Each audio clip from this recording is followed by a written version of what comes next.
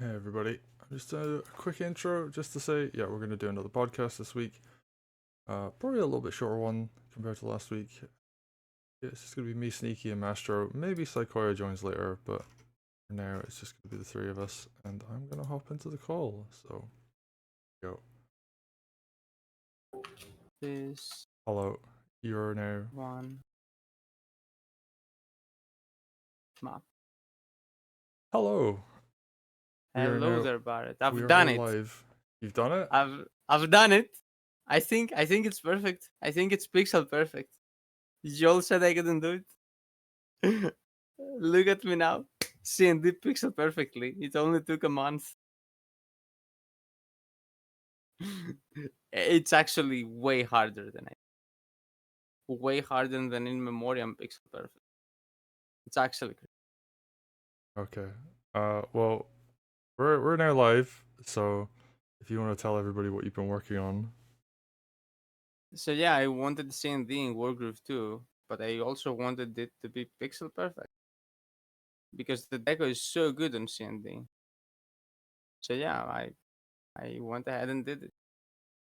So translating that, Mastro is saying that they took one of the maps from Wargroove 1, which had a lot of decorations, and you don't have to put decorations right in the middle of the tile, you can put them anywhere.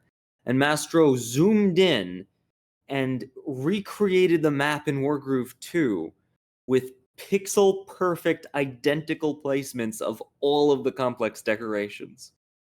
And XMO had some crazy deco patterns, especially with rocks. There were some rock patterns where there were like 10 rocks stacked on top of each other, and like the order mattered. You needed to get the order perfect. And some rocks you couldn't even see except for a difference of maybe 1 pixel in the whole like thing. So you need to really be super careful for every single rock pattern. And when you made a mistake, if you clicked the undo button, remember when I said order matters? Well, the game has its own order and it resets to that order. It might not be the correct order. So then you need to fix everything again each time you click undo. So when you do the final corrections, you need to do it first try. Yep. We're all very proud of you. Can we get a round of applause? Yay. I don't know if that's coming. Well, it's coming through on the stream, so I'm clapping for myself. excellent. Um, But welcome everybody. It's going to be, I guess, it will be a shorter one because the last one ran quite long, this week, and most of the matchups still have to finish. I think a lot of people have actually started their sets. Like I've seen a lot of people have played their game ones, but for the most part, it's going to be two results that we're going to look at, and one person sadly had to drop out of the event. It happened post the start of event, so it wouldn't really be fair to replace them last minute. We weren't really going to do replacements anyway, but replacing someone midway through round one isn't exactly fair on like the person they would have to play. So yeah, yeah, after the round has already started, you cannot replace, obviously. Yeah. yeah. So I did talk to them. It did sound like they had some personal stuff going on in their life, which meant that they just didn't have time to dedicate. So unfortunate, but these things happen. And the rest of the event seems to be going ahead smoothly. Like everybody's playing their matches, people are scheduling. We've had a bunch of people streaming them live, which has been really cool to see. Sneaky, I noticed you were doing some streaming yesterday. Well, yeah, we had Mr. Cat versus Sequoia Part 2. Well, I unfortunately haven't seen that yet, so we're gonna have to get into that next week. Yeah, But we won't talk about the games Barrett hasn't seen yet. No reason to spoil him. yeah, like it is unfortunate, but it's just the way the timing is lined up is that I'm gonna do the replays tomorrow, so I guess I'll get to look forward to seeing that set. It sounded like it was an exciting one from what I could gauge from like the limited messages and emotes people were posting in chat. So yeah, but we do have some other ones. So we'll do the matchups first, and then we'll do the tier list after, because I think the tier list is going to be bigger bulk of the conversation. And the first matchup we have is Zested versus SneakyDragon. I can just have this on in the background while we when we talk about it. So Sneaky, I mean, you were playing. How did that go from your perspective? I mean, other than the fact that I somehow won it, it went kind of what I predicted. Like, Zested's a very good player, like a very solid player. Their style is a little stallier than mine, and that they tend to kind of want to wall up any early attack I might try to go for. So my strategy was to try to get around that by getting ahead early. In game one, Zested had a really crazy pick with Ryota and was threatening all kinds of early things, which slowed me down early on, cost me some time early on, right? But I was able to get a good game state, a winning position, and I think Zested just played it a little better. I wasn't very comfortable on Lytra, the commander I picked, who I think is really good, but I just wasn't very familiar with them. So I ended up kind of stalling out during a critical moment, not backing up far enough. And Zested went in on this reckless attack, but it ended up working like position perfect. Zested actually told me that they didn't calc it at all. They just kind of went for it the second they saw it. And it ended up being just safe enough that I couldn't do anything, and I lost the game off that attack. Really well played by Zested. But because they were a little bit reckless in how they were playing, I think I was able to take advantage of that in game two, where the game state was a little more chaotic, and being reckless just cost them their commander. Like I was able to spot a very clean lethal and just take the game. Game three was kind of what I was afraid of in this tournament. Zested knew the opening way better than I did, and I was losing out the get-go. So my strategy was just to try to time Zested out, right? To try to just keep the game going and beat them on the clock and play very fast. And I think I did a good job of like keeping the game state even. But Zested did an amazing job of kind of not letting me like take control, not letting me come back, keeping the pressure on me at all times. And it kind of came to a head in like the climactic moment where I was able to shove Zested's army back and sort of threaten their commander a little bit. But they got out, I retreated, they were charging me. There was like 15, 14 minutes on each of our clocks. And I was able to get Zested enough, like in enough of a rush that they put their commander in a seemingly fine position. But of course, my specialty is taking out commanders that are in a seemingly fine position. I was able to find a lethal and win. And that was really hype. Because at the moment Zested moved, I was like, wait a minute. Okay, yeah, I could try to time Zested out, but I am willing to spend the rest of my clock, the rest of my timer on winning this turn. I bet I can do it. And I was able to do it. And it was really cool. I mean, that's a good recount of the set, I think. I mean, I'd like to say some things about it too. Yeah, sure. Sneaky just went on about all three games. Lol. I mean, game one was interesting in that there was the critical strategical error from Sneaky where he, got attacked. And game two on the flip side was like Zested, was very careless. Dropped game winning attacks 2 turns in a row. Sneaky caught the second one, it was a lethal. Sneaky catches those and game was over, yeah. Game three is very interesting. I wanna say like about Caesar's power. I was thinking about that. Like who is better super late game, Seds or Caesar? And like I wasn't sure, but watching that game I'm like, oh, whoever is ahead on the clock. Like even if you're slightly ahead on the clock as either side of that matchup, it becomes extremely hard for the other side to play the game because they need to now attack into you. And attacking into Seds with tier 2, obviously not easy. Attacking into Caesar with tier 2, I think you just lose your CO or your army no matter what. Like, especially in a timed game situation, I have no clue how you would attack that without dropping some kind of win. And that's what happened in that game. That's fair. I'm rewatching because I've got the on stream. I've got the replay up of the first game right now, and there's a couple of interesting things here. Like Zested, something I noticed is he used a rifle really well in game one, able to get like a lot of efficiency off of that. I mean, like Sneaky, did you find that rifle was like difficult to deal with? So what's interesting is Zested and I actually fought on this map in a ranked game before the tournament. Zested built a very early rifle, but I ran over Zested before they got to use it. Um, I think that in this game, I was trying to do the same thing because building a rifle does slow you down a little bit. But Zested was able to get a position a little bit more quickly in this game. And I think just like I was saying, and Mastro was talking about like the turn, I made a critical mistake. I wasn't very familiar with Lytra. And so I was trying to figure out what to do with her when we got into that head-to-head confrontation. And I kind of just botched it. I think a lot of the value Zested got out of the rifle came after that turn. So it's difficult for me to say whether the rifle was good or bad because the game had kind of been decided by the point where the rifle got into play. I think it did make my attack more difficult, so it was good in that sense.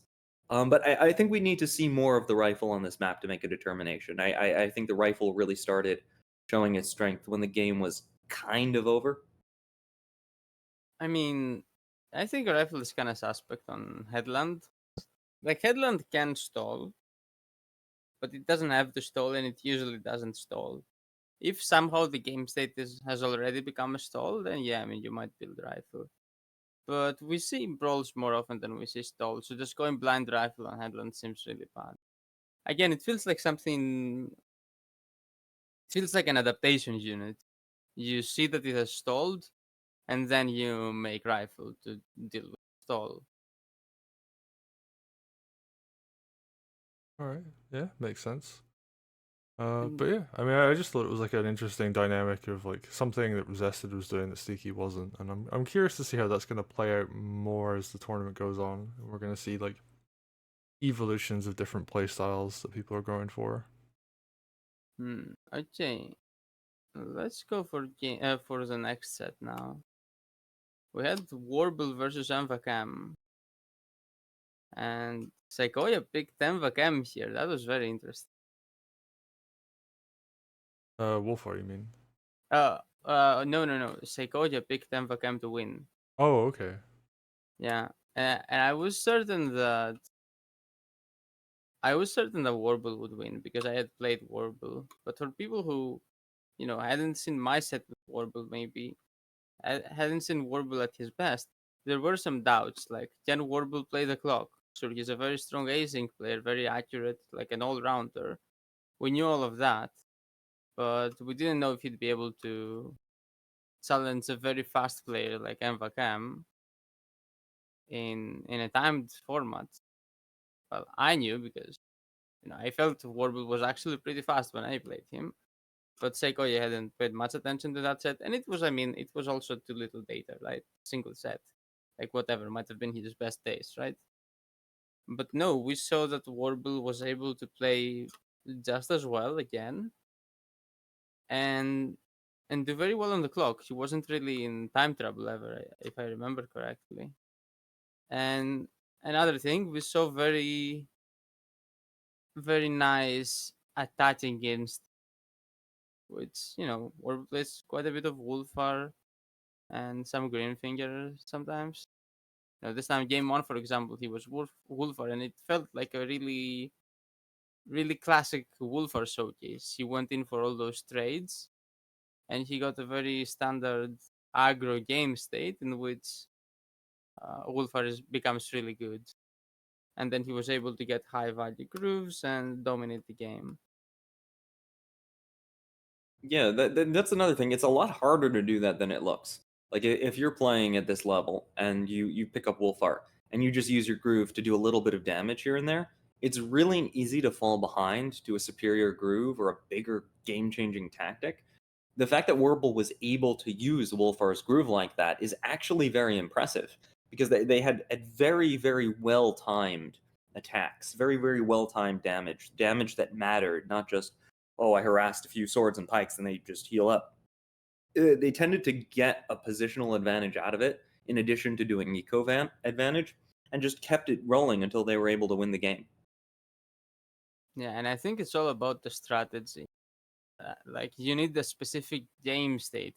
it's not just about choosing the right targets for Wolf or Groove. Sure, that's part of it. Yeah, if you mess up the tactics, then nothing else matters.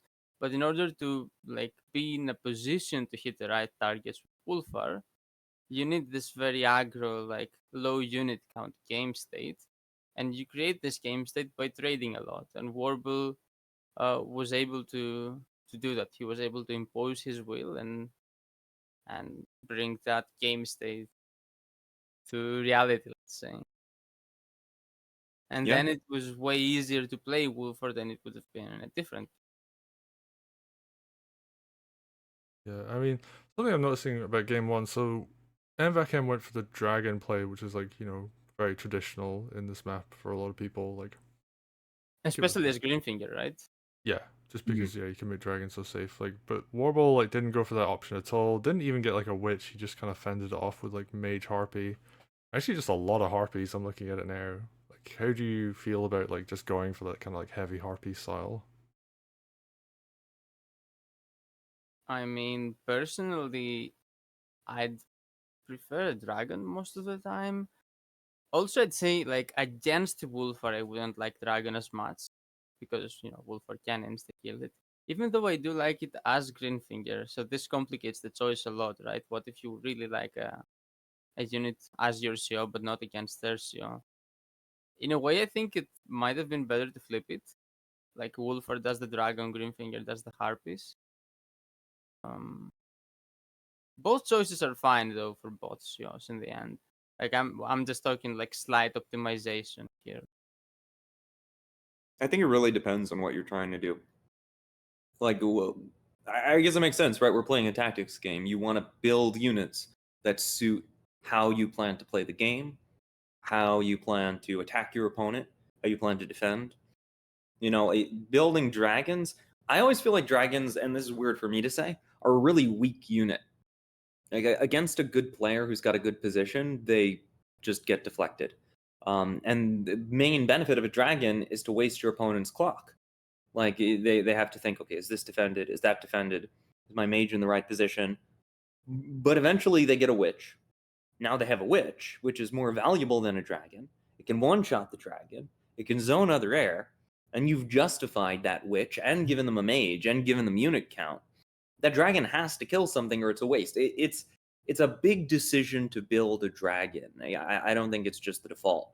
I think it's like you kind of got to earn the dragon. I don't even build it that much anymore, especially in Wargroove 2. But even towards the end of Wargroove 1, I felt like when dragons were way stronger, I felt like they could kind of get deflected at this level of play. So I'd say that it depends, right? Dragons are good with Greenfinger, but how does it complement the rest of your army? How does it complement how you want to attack? How does it complement your defense? Does your opponent have a lot of anti-air on the field or not? Can their commander deal with the dragon or not? There are so many factors that go into it. I can't say that there's one right answer. That makes a lot of sense. I mean, I mean, yeah, of course it depends, but I think Headland is one of the maps where you often get game states where dragon ends up being good. Barrett, you were saying? I was just gonna say like maybe not on Headland, but we've seen it a lot on Locust. Like a lot of people going dragon there, and it does seem very map dependent as to like it's like some maps like dragons are just like super strong on. So Yeah, Locust Dragon has two things it can do on Locust. Like it can chase away CO or help chase away CO, and it can also go support your own CO against the Kraken or the Merfolk. And against both Kraken and Merfolk, because of that C tile, you can't really do much without the Dragon. And then against enemy CO, of course, the Dragon is always good, just because of like movement plus damage. And the map is also huge, so like Dragon just has too many ways to be good on Locust. It's very unlikely that all of them will be like um, uh, absent at the same time. So that's why you almost always see it, because there is this list, and the player says, "Okay, one of those things needs to be true, right? Okay, surely, at least this is, or at least that is." And if it's true, then they get the dragon. Again, I think Dragon also super depends on CO matchup. Like if you are the Stolier out of the two COs, it becomes way less likely that you want Dragon. And if you really want Dragon anyway, maybe you shouldn't want to play the Stolier CO, because Dragon makes the game sharp, whereas other units make the game less sharp. Like Harpy sometimes make the game, usually I'd say, makes the game less sharp. If you're a Stol CO, you prefer Harpy or the Stolier CO. And then Pikes and Golems make the game the least sharp. Stoliest. Yeah, I think that's fair. I'm actually thinking about it. I'm kind of surprised we didn't see Dragon in game one from Zested, just because Ryota seems like a commander that would get a lot out of Dragon. But Yeah. But then again, he might have been afraid of Lydra killing the dragon. very good point, actually. Yeah, because she could Yeah. even flip her own units to get in range of the dragon and stuff like that. And I didn't even remember seeing any golems on the side where both Ryota and Lydra were. I'm guessing the same reason. And it might have been a good plan, because when Lydra grooved, it looked like a really big groove, but it wasn't quite enough. If some of that money had been like in a golem instead of like two knights, and then that golem died as a result of that groove, the game might have been different. So, maybe a good call by Zested. Well, it was a really good set. I really enjoyed it. I'm actually gonna skip onto the second game just on stream, so people can watch that in the background. But yeah, I mean, I guess like the thing about games two, which was I think interesting, and I wonder if we're gonna see this more, is that it was a twins mirror. Like, do you think that we're gonna see this matchup more? Like, how do you feel about twins versus twins? I mean, twins, like you said before, like we thought twins were really good a few months ago. Now less so, because I think like now we can do better stuff with others. Like twins are a solid pick for sure, but I don't think they are the correct. I think I think in theory there are better ways to play, better strategies. Um, I would expect to see, like, instead of twins, more of like Koji, Sads. Yeah, I expect to see more Koji and Sads. Maybe even Tenri. Uh, we'll get into the tier list right after. Do we have any other sets? Uh, I don't think we do. We have just some these single. two. I mean, Yeah. I do have a couple of questions, but Sneaky, I want to hear from you. Like, how do you feel about like twins right now? Sneaky is currently muted, so I mean, I guess like for me, like one thing about I'm noticing about this matchup is they tend to like counter each other almost. Like if you throw down like a tier 2 groove on your opponent and they threw down a tier 2 groove on the army that was hit, like there is a level of like negating the effect of like each other's grooves to some extent. So like I wonder if that's like part of why in this case Warble and MVKM went for the like mirror matchup. Yeah, yes, it does feel like a bit of a hawk,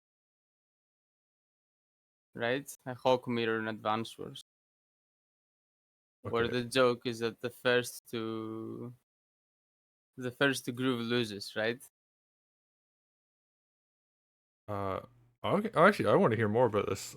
Oh, because he does like damage Yeah, he and does 2 damage to everything and 2 shield to everything. Yeah. right. So it's like nobody ever grooves. Well, grooves. Nobody ever uses superpower, because when you do, the other guy is gonna use it and destroy it.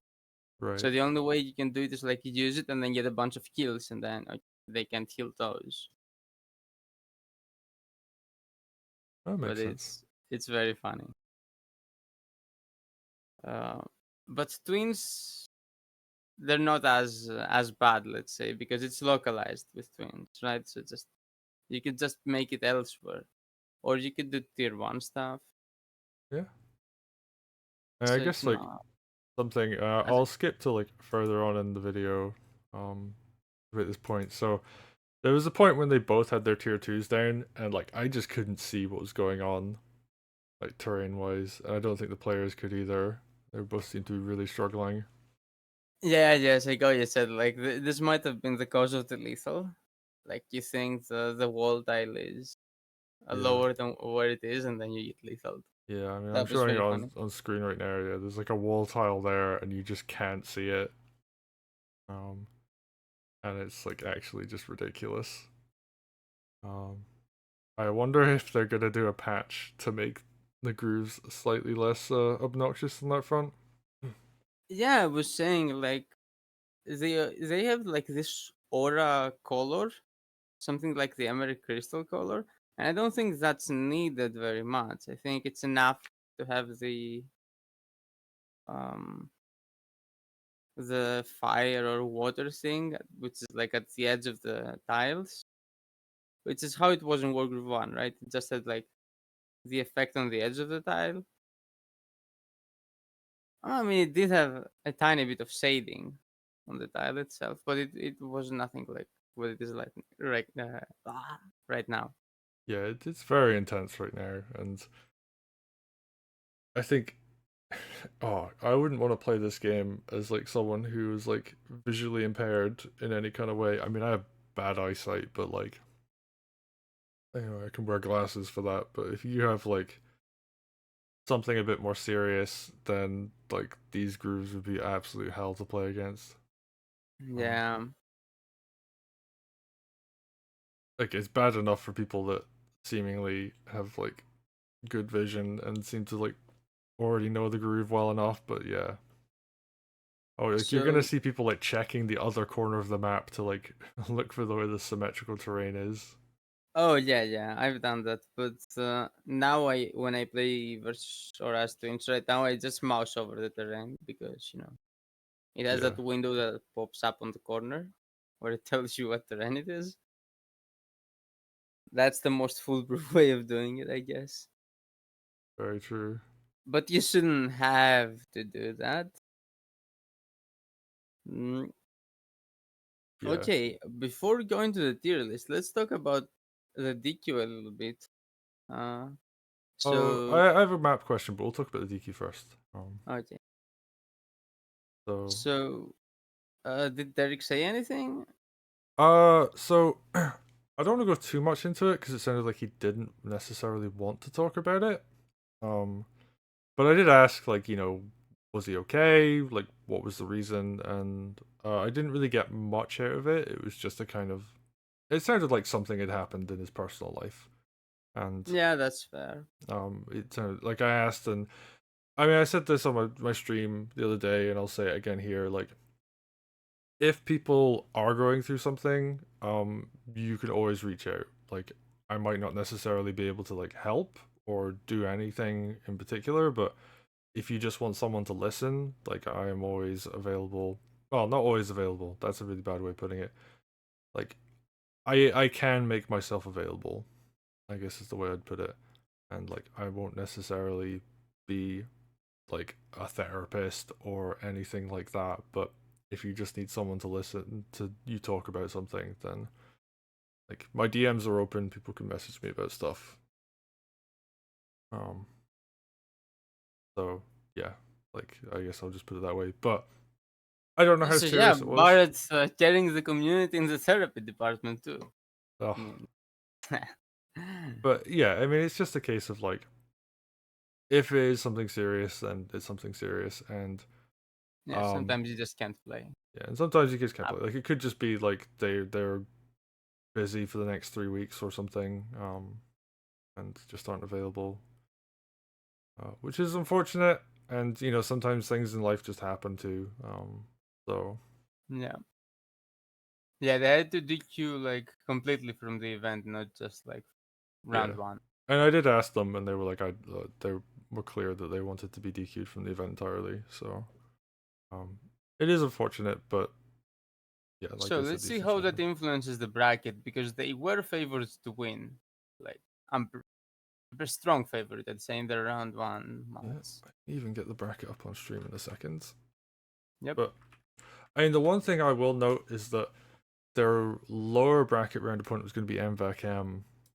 So this means that MVAC-M had like messaged us ahead of the tournament. And they were like, "I'm going to go on holiday for 2 weeks. Like, this might like impact my like chances of playing in the tournament." And what I will note is that as I bring the bracket up on stream, and sorry for suddenly flashbanging everybody, even make this a bit better actually. Oh no, I can't. Never mind.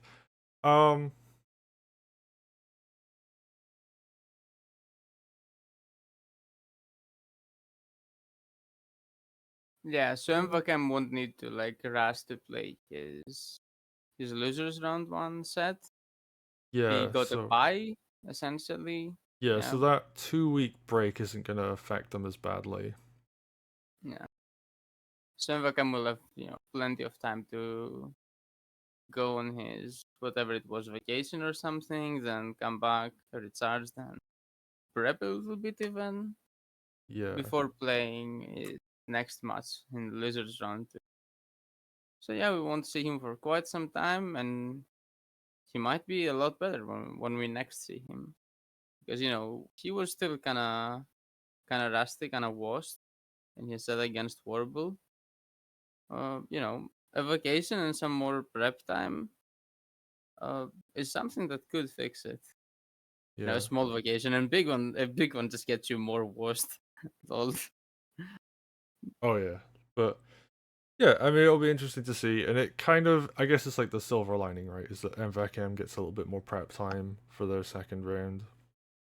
Yeah. And then the Inferno won't go to losers. I mean, he might have won any. Yeah, I mean it is difficult to say. Like I do Oh, think can we Derek zoom is. in a bit? Uh, Because people can't see. that should hopefully help. I do that.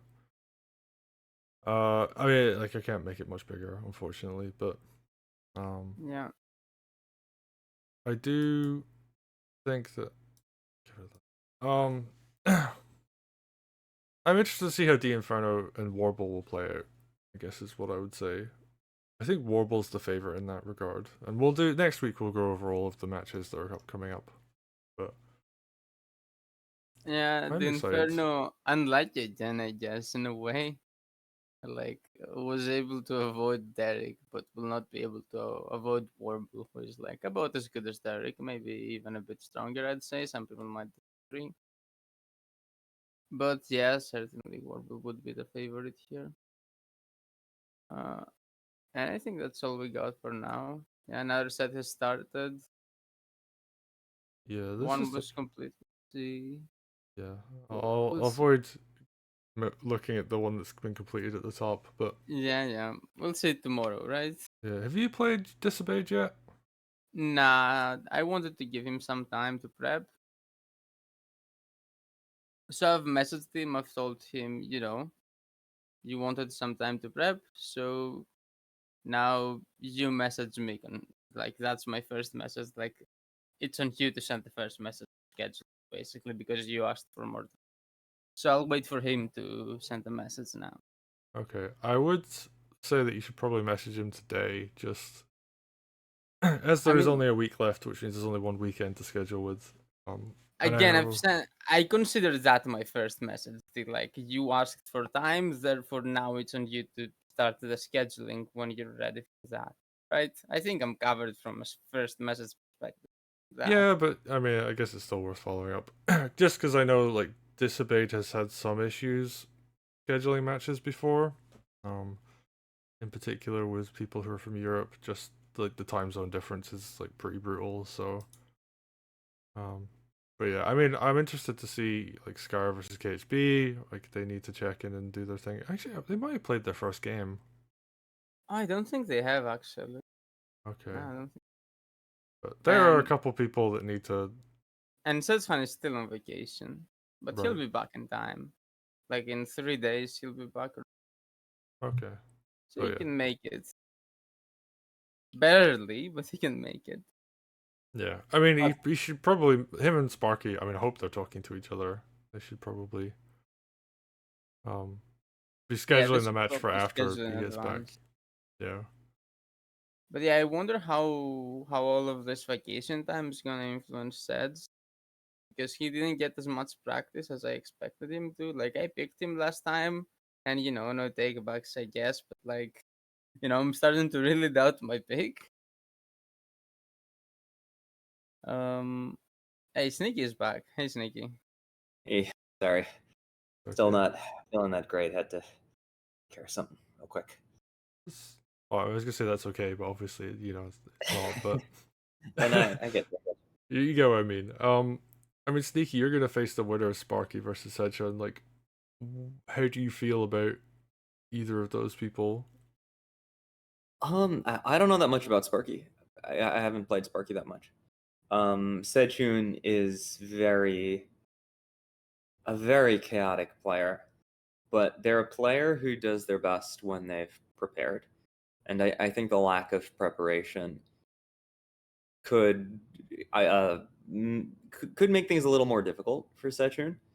And so I think I'd probably say it's probably going to be Sparky who wins, but Sechun is a good player.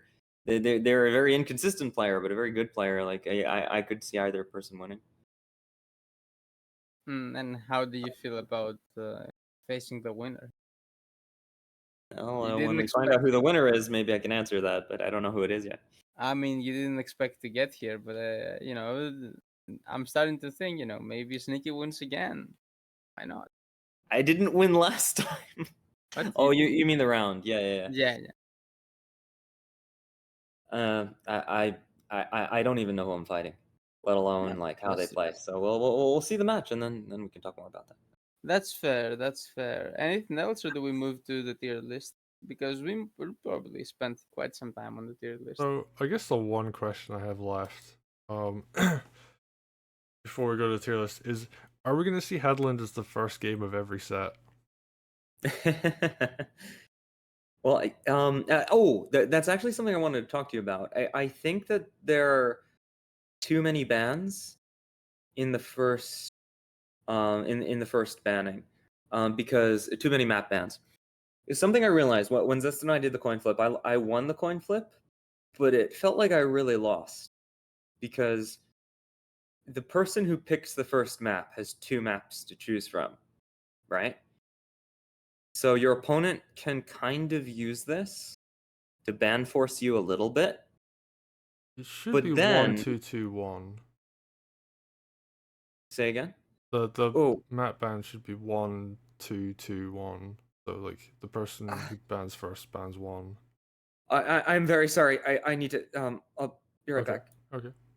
Yeah, but that's exactly what. Yeah, it is as you say. So basically, your last veto is essentially your pick, but you only pick out of two maps in the end.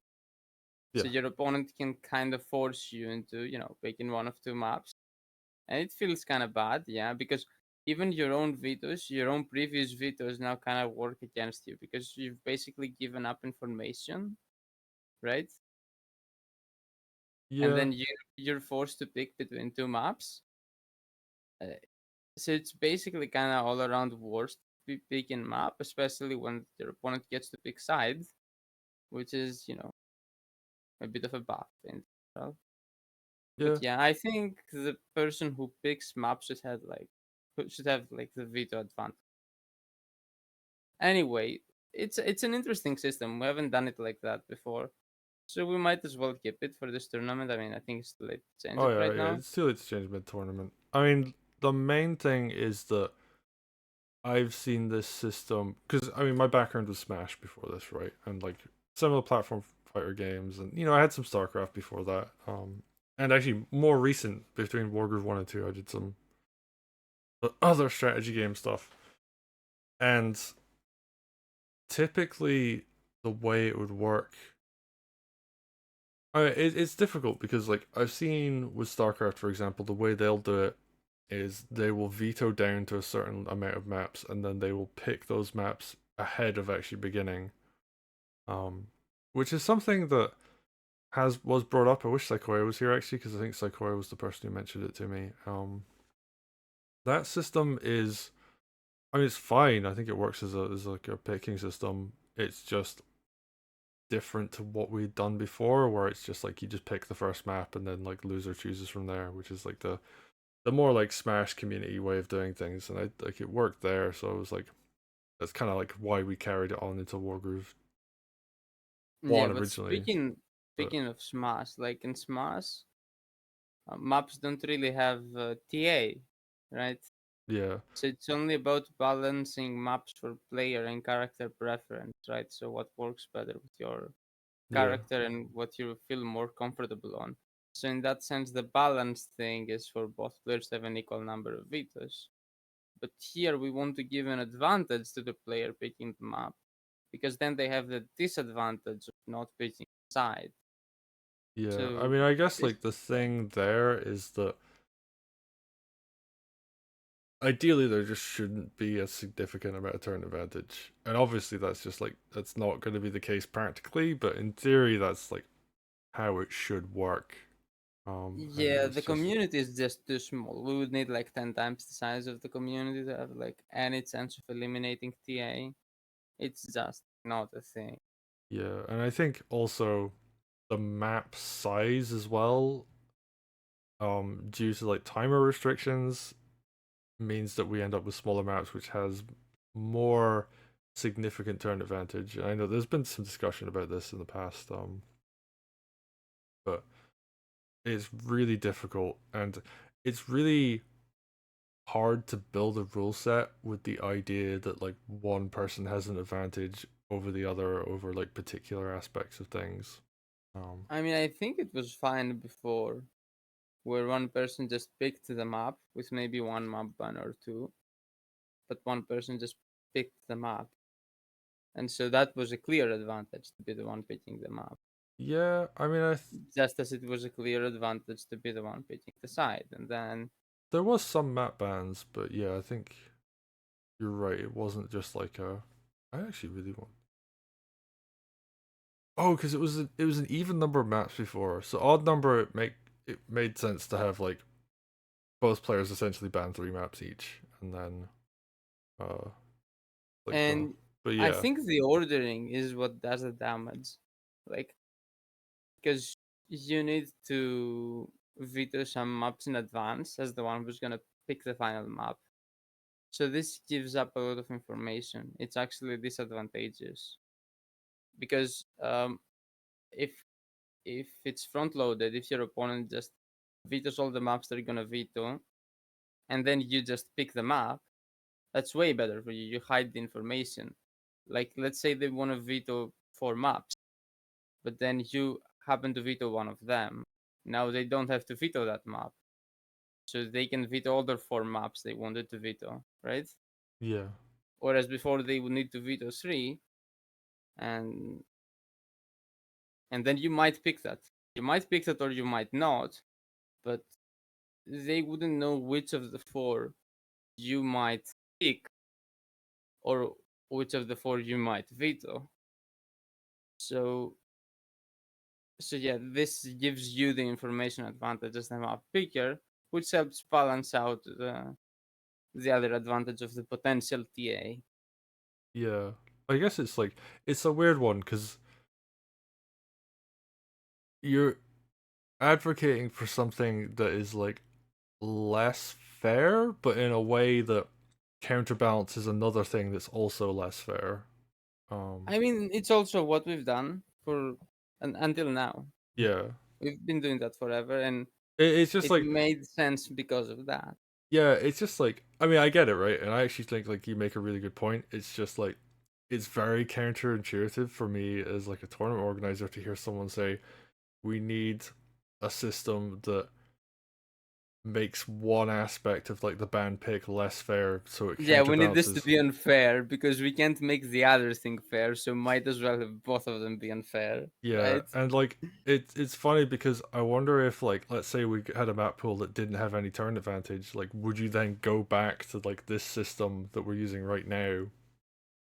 Um Yeah, Yeah, I would. If we had like provable zero turn advantage, but that's like to explain how far-fetched this is. It would be as far-fetched as getting zoom functionality, ideal timers, every timer you want, any timer you want, perfect balance in commanders, all on the same patch. Like Yeah. that patch would also give us enough player base to fix the A, I think. Like Yeah. the magical patch that immediately fixes everything that's wrong with the game would probably also fix that. It's basically not gonna happen. Maybe if somehow there's a Wargroove 3, which I don't think there will be, and somehow Wargroove 3 is amazingly popular, then yeah, then we go back to this system because yeah, no TA. Honestly, there's also another factor. If you don't do a lot of prep, then you'd like to pick them up because sometimes the TA is very esoteric. You need to science all the lines and find that one line that might have a tiny bit of TA and pick the right CO to abuse it and stuff. And if you haven't done all that, you'll probably just do better picking the map that you're more comfortable on.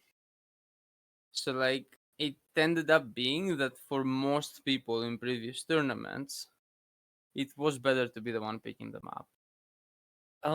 And I think there's an illusion that exists, even in this conversation. One person does not pick the map. That's not what happens. What happens is both players get a certain number of bans. Oh, we talked about all of this while Okay. you were away.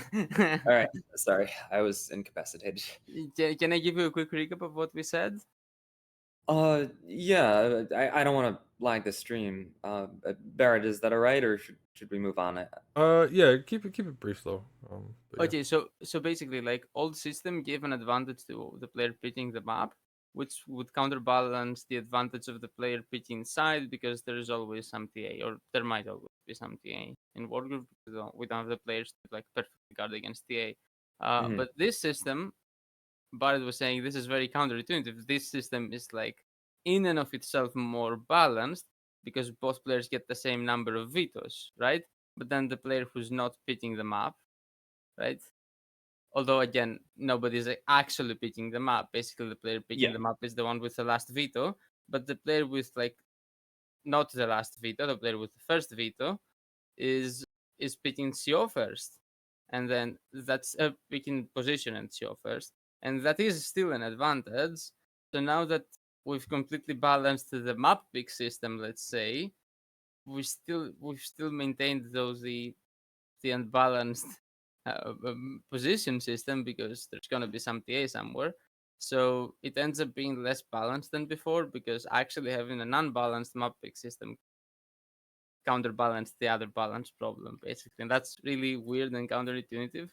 Like Yeah. it I seemed think like we were making a change for more balance, but right. probably we weren't. And Barrett was asking me like, in the perfect world, and like if we knew that no map had TA, would you prefer this system? Yes, I would.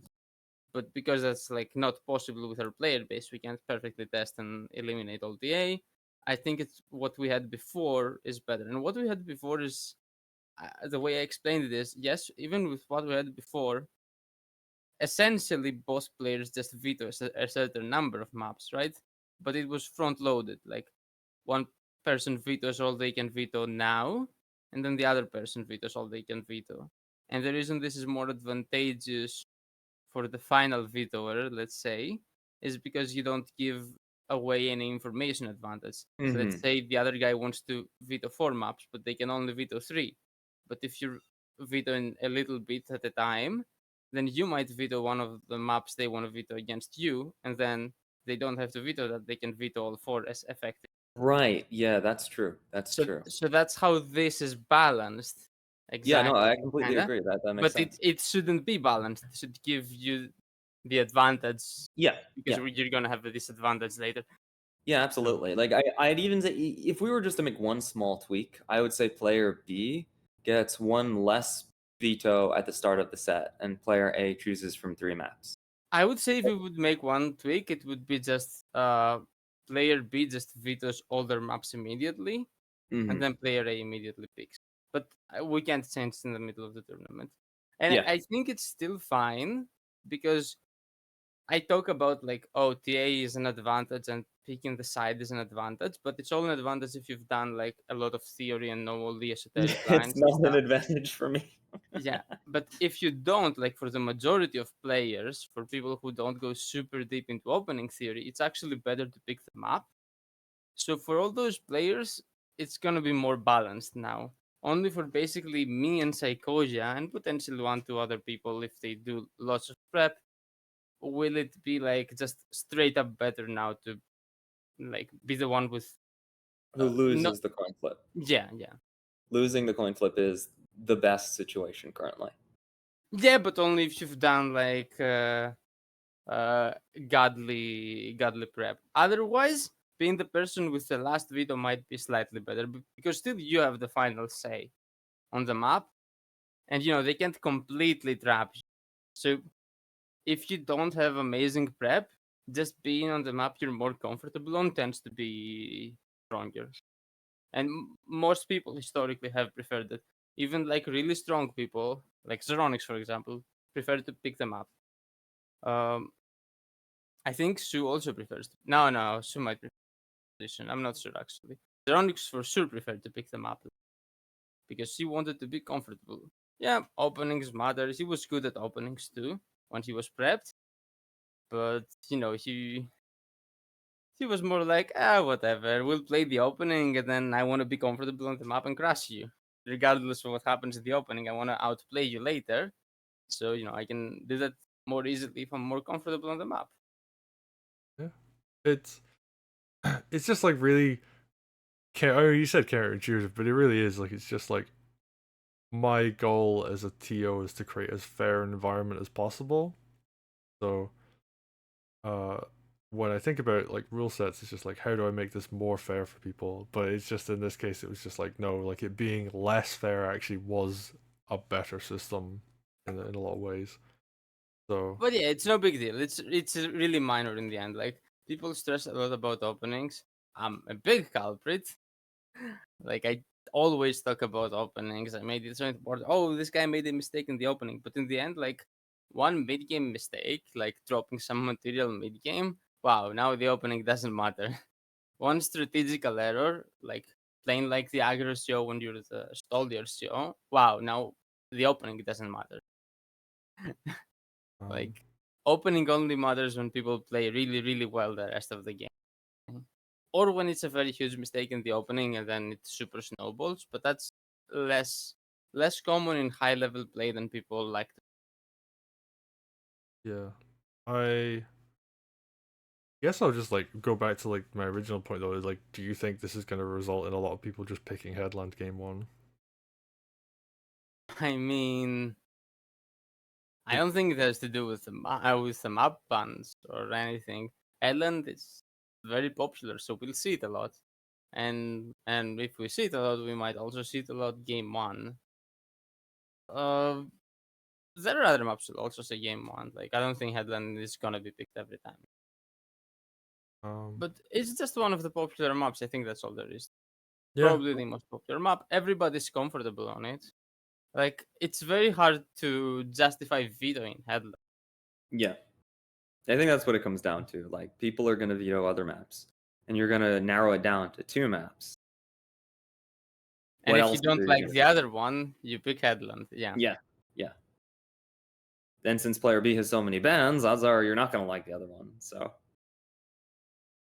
yeah, Yeah. makes sense. Anyway, I think we can move on to We can move on to tier list. Yeah, we've yeah. been going for almost an hour now, so we'll go tier list. So I've got a S, A, B, C, D. I figured that's kind of like the standard system for tier list.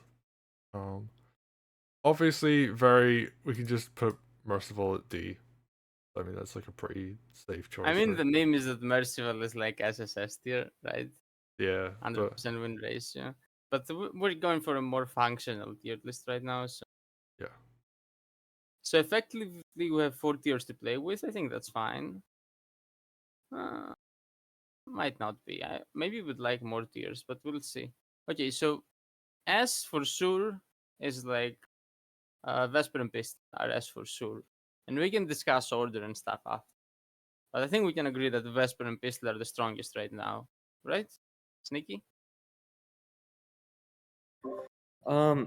Actually, Barrett, could you make it a little bigger? It's kind of Yeah, a Oh lot yeah, bigger. I can ideally. definitely zoom that a bunch. Let me just fix that real quick. But yeah, please continue. Actually, instead of going like that, maybe we should just go in order. Yeah, right, like the leftmost. Okay. Okay, yeah. So actually, we can move Vesper and Pistol. But- Yeah, let me just Or I guess we can start with Vesper and Pistol since we've already placed them, right? And then we'll start from left to right. I think that's the best. okay, So, that should be a bit bigger now. can we zoom like a lot more? Ideally. That's as big as I can shuffle some stuff around on the overlay here. Let me just Oh, I mean, just zoom in harder on like the uh I'm gonna like S should be at the exact top of the window, and then Nuru should be at the exact bottom. That's what I'm thinking. And then we can cut the side. The whole side really doesn't matter, I mean right? I've already cut the side. Like the side has been completely cut. What I can do though is Oh, I I mean, can like by side, I mean even like do the this. part that has the uh what's it, the settings boxes. Oh, you mean like cut more of that? Okay. Yeah, cut a lot more of that. Like make the line where scissor is or something. I can definitely. All right, let's cut more of this right hand side then. So that's like about as good as we can get it. Yeah. Yep, that feels a lot better. Okay. And then we can cut top and bottom a bit. Like, Uh, that doesn't actually make any difference. Um, oh, it doesn't. That's it. um, Okay. I can do like that maybe. Okay. Yep. There we go. Okay. I think that's good enough. Yeah. Like the question is like basically, can people on mobile understand what we're showing? Yeah, I that's think fair. they should. I think that's like as good as I can get it anyway. So Okay. I guess we can start with pistol. Nikki, do you want to start with pistol? I've been saying pistol is. Wait, am I still muted? no, we No, can hear you're you. not. We can hear you. Ah, okay. I've been saying pistol's good. Pistol's good. The chain lightning is broken in every game. I don't know what else to say. Really? That's all? I expected more. Ah, sad. I mean, I think there was an era where she was literally bugged, so we didn't see any of her for a while. Which, whenever you just remove someone from the commander pool, people sort of forget. Not entirely, right? Like, but there's like an element of like they're just out of your mind, so you just don't think about them. Um, and in this case, it was just like, oh, we're not as aware of like how strong pistol is. Oh, there Because was also the TYM era. And Spaceman was saying that pistol is mid tier. And he was kind of proving his point by beating me again and again with like way worse shows against my pistol Nuru. But the way he was doing that was by counterplaying pistol perfect, which is way harder to do in a timed game. You will time out if you try to do that in a timed. So, pistol does have counterplay. She has a lot of counterplay in theory. But in practice, eventually you slip up or you time out. Like it's really hard to be perfect. Your whole formation needs to be perfect. And it's so easy to make a single error. And then she gets so much value. Because She doesn't even need to deal a lot of mass damage. She just needs to deal a bit to a lot of stuff, and then that enables so many kills that formations just break open.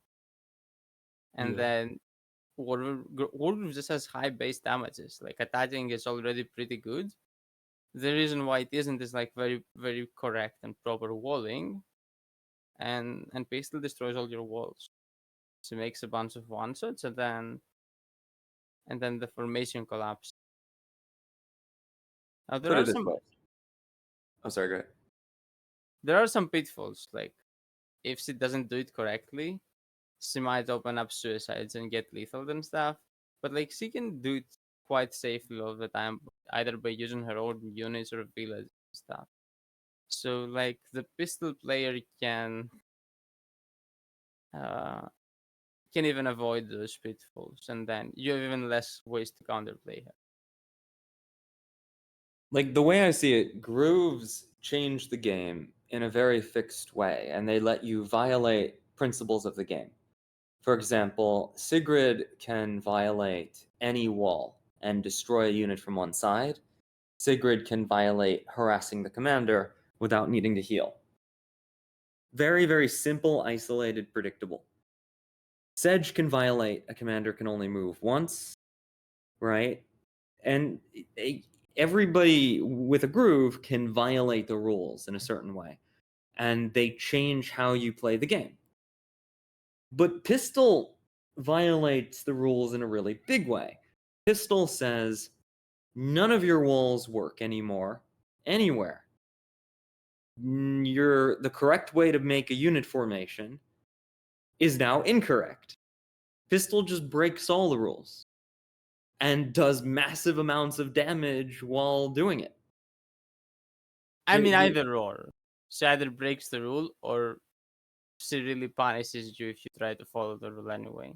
Yeah, usually both. I mean, like, because in addition to punishing you for putting your units in a proper formation, now that formation's broken. Now your units get one shot when it should have taken two shots. Yep. And it's not like Dark Mercia, who does that in a very small area. You know, it's like your whole army. And also, counterplaying pistol becomes harder and harder as UC builds up. And also, as UC builds up, it's harder to move with a clock. And then those stack. And it becomes exponentially harder to like keep the pace clockwise with the pistol player. As every single turn you're thinking, oh no, I got to somehow make this formation work. And then all they have to think is, do I destroy it at this turn? No? Okay, we wait another turn. So Personally, I don't think there's as much pistol counterplay as you do. I think there's some. Like, I am aware that pistol has some weaknesses, and there are maps that just aren't good for her. There are maps where I wouldn't play pistol, but I think that in most situations, she's too good. Most seeming counterplay doesn't really work. I mean, I would agree with that last statement. Like, I think there is a lot of counterplay, but only in theory. In practice, you can't actually do it. Like, not on a clock. The most like, I guess, like good example of someone doing counterplay to pistol, which I haven't really seen anyone do so far, is that like you drop an Emerald crystal with your army and like her groove just like doesn't hit as hard. But obviously that's a very specific example of like counterplay, and it only works in very specific situations, and it might not even be enough plus defense. I mean, yeah, on the flip side, you might say, well, because you dropped Emery Crystal and all your units are there, she might not deal as much, but she gets to hit everything. That's one thing. And It's kind of funny. I was thinking about this exact situation yesterday. I won't say too much about it because I don't want to spoil anything, but I was really thinking, who would win in a fight between Pistol and Emmerich? Would the defense be high enough to stop the damage, or would the damage be high enough to make the defense not matter? I saw there was a TYM game on, was it Plantain, I think it was, where she did like a groove chain, and it was an Emmerich with a Treb on his crystal, and the groove chained to the Treb and did 4% damage to the Treb, and then the Treb just like murdered the thing that was in range because like doing 4% Yeah, damage to a but Treb that chain was doesn't when matter. Emmerich Trebs were a thing. Now it's like way harder to get Emmerich Trebs to work. Yeah. Emmerich has been nerfed a lot, and But like Pistol doesn't have to wait for Emmerich to groove. Like her tier 1 is cheaper. This wasn't the case before. Now her tier 1 is cheaper than Emmerich's tier 2. So, her tier 1 is still good enough. She can kill you with tier 1. She could also just not be where Emmerich Crystal is. And who kills hard, who, if the map is split, like one side of the map has an Emmerich Crystal and the other side of the map has a pistol, who kills their side of the map harder and faster? I'd say the pistol. So, it doesn't have to be a direct confrontation. And even if it is, pistol doesn't necessarily lose that hard or at all. It depends on the specifics, right? Because oftentimes you just need a tiny bit more damage to break the Emmerich formation open, and then you can kill the crystal and everything falls apart. And one of the people who can do that is pistol. And again, if you can't, you can just kill the other side of the map harder. And Emmerich, I think, actually has a really bad matchup into pistol because he needs to stall forever. And when you stall forever, unit count accumulates greatly, which means, okay, now you can't counterplay pistol ever at all. So, good luck. You need to basically prove that your crystal gets a lot more value than her grooves. With how slow trebs are on most maps, it's gonna be very hard to do. But again, there is the idea, I guess. Like, Emmerich is not an extremely hopeless idea. There might be some maps where Emmerich is an idea in Pistol. Any other comments on Pistol? Do we all agree on S tier? I agree on S tier. I'd be interested to see people try and do more counterplay, but I think her and Vesper are definitely the like two of the commanders when Rubatality was like asking for some balance feedback. Like those two were like definitely up there as like these two need addressed. I think she was slightly overshadowed by like if this is last patch, Valder is up there. Yeah, Valder is just Valder is just not What? up there anymore. crazy. Yeah, it's Sneaky saying what? You're Before not putting nerfs. Valder in S tier currently, are No, you? no, No, this we is said, talking like last patch. last patch. Like this is where Okay, Valder okay. would be, but so that kind of overshadows the person below because Valder was just ridiculous. I mean, I but, would even say Valder might be a tier above. But, yeah, it probably would have looked like more like that. But this is but not yeah. how the game is right now. Like this is Valder got very nerfed. We'll talk about Valder I'll put him in later. VB for now. We can get to him later. Yeah. I think we can just drop him back so we know we haven't talked about him. Drop him back to Yeah. the not talk. So I guess like the next one is Vesper, who Yeah. I think she has a little bit more counterplay than Pistol does. Like Pistol just seems incredibly flexible. But Vesper is like you get a turn for free to attack. Yeah, we were talking about how Pistol sits in the now you can't make formations. Well, Vesper also sits really hard. She says now you can't make counterattacks, which that's the two parts of defensive play. Like the reason attacking might not be very good is because your opponent has a good formation, so you can't deal that much damage, and then because then they counterattack you and they deal a lot of damage back. And Pistol breaks the first part, Vesper breaks the second part. Now they can't counterattack. And the other part is Vesper is one of the very few COs who is like absolute, essentially. Like, for example, Emmerich gives you some defense. So you probably can't attack into Crystal. But you might be able to in some specific situation. Vesper just says you can't attack. Like, you can never attack her unit. They could be 1%. You can't attack them. Now, 1% unit could get killed by like some other form of damage, like a witch hex. But so it doesn't mean you can't kill them necessarily, but you can't attack them. It's absolutely true that you cannot attack them. So yeah, see that's the invulnerability. It's not untargetability. It's it, I guess, and that can be disgustingly broken. Someone in chat asking, does hex go through smoke? It does. Yeah. I think one of the things that's very annoying about Vesper is like what does and doesn't affect things that are in smoke. So any area of effect damage actually does. So like Ryota does, Dark Mercia does, but I say Pistol that does, Pistol does. but Can you? pistol cannot start the chain on a smoked unit because you need to target the first unit. Yeah, Wolfer has the But she same could, thing as well, right? Like the bounces of the groove will hit stuff next to it, right? but you can't groove something that's smoked. Um, and there's like annoying interactions like Lytra can't groove things in smoke, which we've seen people find out much to their detriment. I think Ragna's groove hit stuff in smoke? Yeah, I'm pretty sure it can. Okay. That one's one, yeah, that one's one is AoE. So Robotus, it's not just everything that has battle cutscenes. It's anything that targets.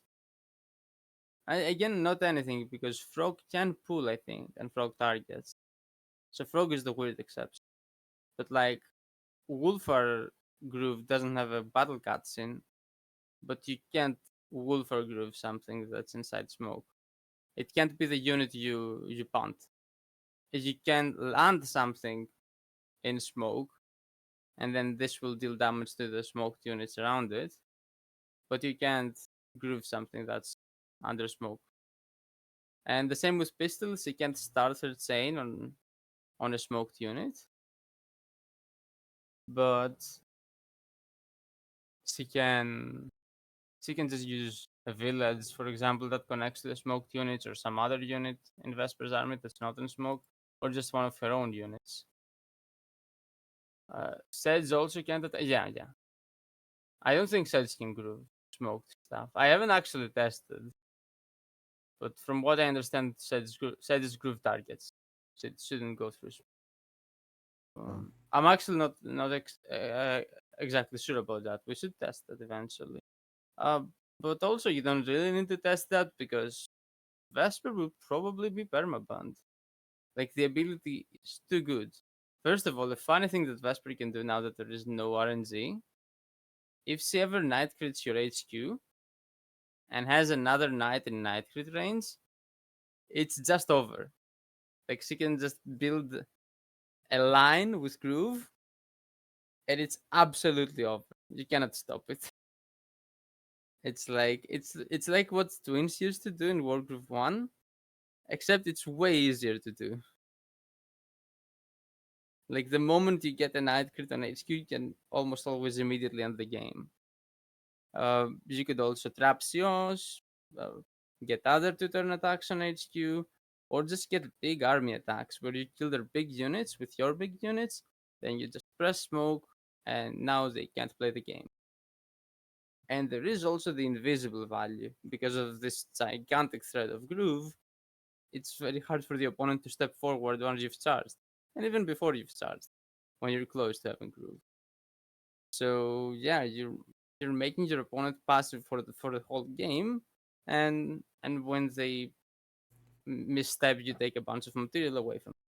I think like another thing on that point as well is if the game goes passive enough, she gets her tier 2 version, and her tier 1 version is already super strong, to the point where like that alone is like enough value to just use it. But like the tier 2 version, she then gets like these 2 commander strength units, at least like as far as damage goes, on top of like getting an already really strong groove.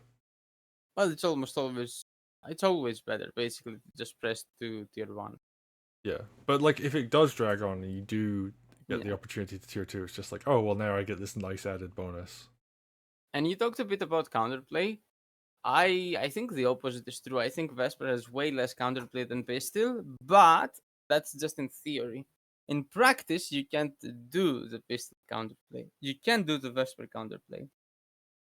So, like in practice, Vesper has more counterplay than Pistol. In theory, she has less. So, like in asyncs, it would be way better, I think. Right. But in sync, I think she's still a tiny bit better in sync, just because she's more like more versatile game state wise. Like Pistol is very strong in stalls, and she's still okay in brawls, but less so. Oh, So would you actually say Vesper, Vesper is above Pistol then? in my opinion, Sneaky disagrees. Well, we can leave it like that. Oh, you can tie break as Barrett, but let me finish my point. Uh, Vesper can kind of function really well in basically all the game states except super extreme brawls where there are like 5 units per player on the whole map. Like if there, but Pistol also can function in those scenarios. So unless it's an absolute complete brawl, uh, Vesper can just get her value. She always gets her value. She's mid range in the in between stall and aggro way, but also like a weird mid range in that she almost excels at everything. She's good in almost every board state, with very few exceptions. Now she does get outscaled by the very late game sions and very late game positions, but even that gets overturned in like the theoretical golem end game where she again becomes the best CO because she can make free golem kills with groove. So yeah, she's completely crazy. Sneaky. Well, Sneaky didn't say anything about Vesper. Sorry, I'm not feeling my best right now, but I think Vesper's strong. I don't think Vesper's as strong as you do, but I definitely think Vesper's S tier, so I don't have much to add. I feel like the order of S tier isn't really that important because we're just recognizing that they're both super strong and you're basically gonna ban them every game. So Yeah, so you have 3 bans, and I think in almost every situation those should be 2 out of your 3 bans. Like if you're a speed god who also has like super high practice um against Pistol, and you've picked a good map against Pistol, and you think you can counterplay her without losing on time or making a blunder, such a player doesn't exist at this point. But if such a player did exist, maybe they could consider not banning Pistol occasionally. but for mortals, you should ban Pistol, and for everybody, you should ban Vesper. that's I think we just take it left from right now. So I Lytra. have one question before we do this. Is Oh, there anybody else in S tier or is it just those two? ooh, Absolutely. I want to get into that later. I want to continue with the left and right, but like there are 2 COs I think might be S tier, but people could disagree. So I think we'll get to them and we'll discuss if they should be S or A. Okay. Right, let's go left to right then. I mean those two are the very obvious ones at least. Lytra. A tier. Sneaky, tell us a bit more about Lytra, Okay, because I think you have strong opinions. I'll put her there for now. I haven't Sneaky played that goes. much of Lytra, and I'm not that good with her. But I've fought against some good Lytra players, and I think Lytra is A tier. I think Lytra has the ability to be good. That's all. Yeah. Give me some more. What exactly are you scared of when you're facing Lytra? I'm sorry, but I need to Okay. run back to. Okay. Right. Okay, that's I fine. got some things to say about Lytra. I think from my perspective, I think Lytra has potential, but I really hate it when like that's everything I can say about Commander, or like the main thing, because I see so many people play Lytra and they groove and then they lose, and it's very easy to counterplay Lytra in a lot of ways because she just lacks any kind of range. So she has to walk into like the opponent's army, and that means you have to be in a situation where you can comfortably walk into an opponent's army, and that's like super difficult in a lot of cases. So I actually really don't think she's as good. I think her groove in like when it is used super well, it has like the potential to just wreck an army and like completely open up an opponent. But I think those situations are like very difficult to like force yourself, and also it's like very not easy, but it's very doable to play around that, like as someone playing against Lytra. Yeah, so that's one of the big questions with CEOs like Lydra, where they're very volatile. They could either get massive value, extreme value, or get like little to nothing. And the question is, when you got that massive value, was it that you set it up and they couldn't do much about it? Or was it that they just blundered and you were in the right place at the right time to punish it? Because if it's the first, then C is a very strong CEO, but just very high skill cap. If it's the second, she's a weak CEO but with a very strong punish game, and the opponent needs to know how to do the counterplay. And if they blunder, then she becomes good, but she isn't good by default. So the question is that, like, is she able to force errors, or does she require unforced errors? And that's very hard to answer because you see the error and you don't necessarily know exactly all the backstory behind. Can necessarily prove whether it was forced or unforced. Sometimes it's clear, usually it's not. Yeah, So it's just been so hard for me to rate Lytra.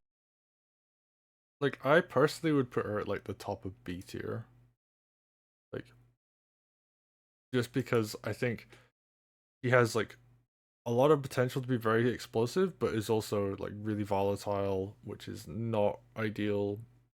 And also I think B tier is like I mean, I have like my opinions about like how strong I think Groove should be in the game. I wouldn't change Lytra like at all. Like maybe I would make her tier one also stun enemies that it hits, but like I don't think she needs any particular changes. And I think she's actually like a very balanced commander overall. Don't know how you feel about that. I mean, balance just has to do with everybody else. In general, I just prefer my grooves to be like strong. So I'd go for a bit stronger. Uh, uh, in the past, I said that like I want everybody to be around green finger level, but then I was kind of underestimating green finger maybe a tiny bit. So maybe I want people to be a tiny bit worse than green finger. I'm still not sure, but I do want CEOs to be on average a bit stronger than Lytra. That said, I wouldn't also necessarily say that Lydra needs a buff. She's fine as is, but she's not the exact midpoint. If I was making, the bell curve of Yeah, Sions, I wouldn't put the middle where Lydra is. yeah. But like I guess if she was the midpoint in like a theoretical and the game was like around I her would be level. fine with it. Yeah, I would be fine with it, but it wouldn't be like my favorite. I like a bit stronger, a bit more. yeah. But I So you feel guys are like saying B tier. I I think I yeah. so my justification was I think she's at the top of B tier, but she's a little bit too volatile. I think there are like some people who are more consistent who would be above her. I mean, I think top of B tier is reasonable. Bottom of A tier is also reasonable. Like last time I made the tier list, I put her on bottom of B tier, and I feel like I was underrating her a little bit. I think you're Uh, still underrating her. Also, Barrett, I don't know if you saw, but translate word to Scots. I'll do that after the podcast.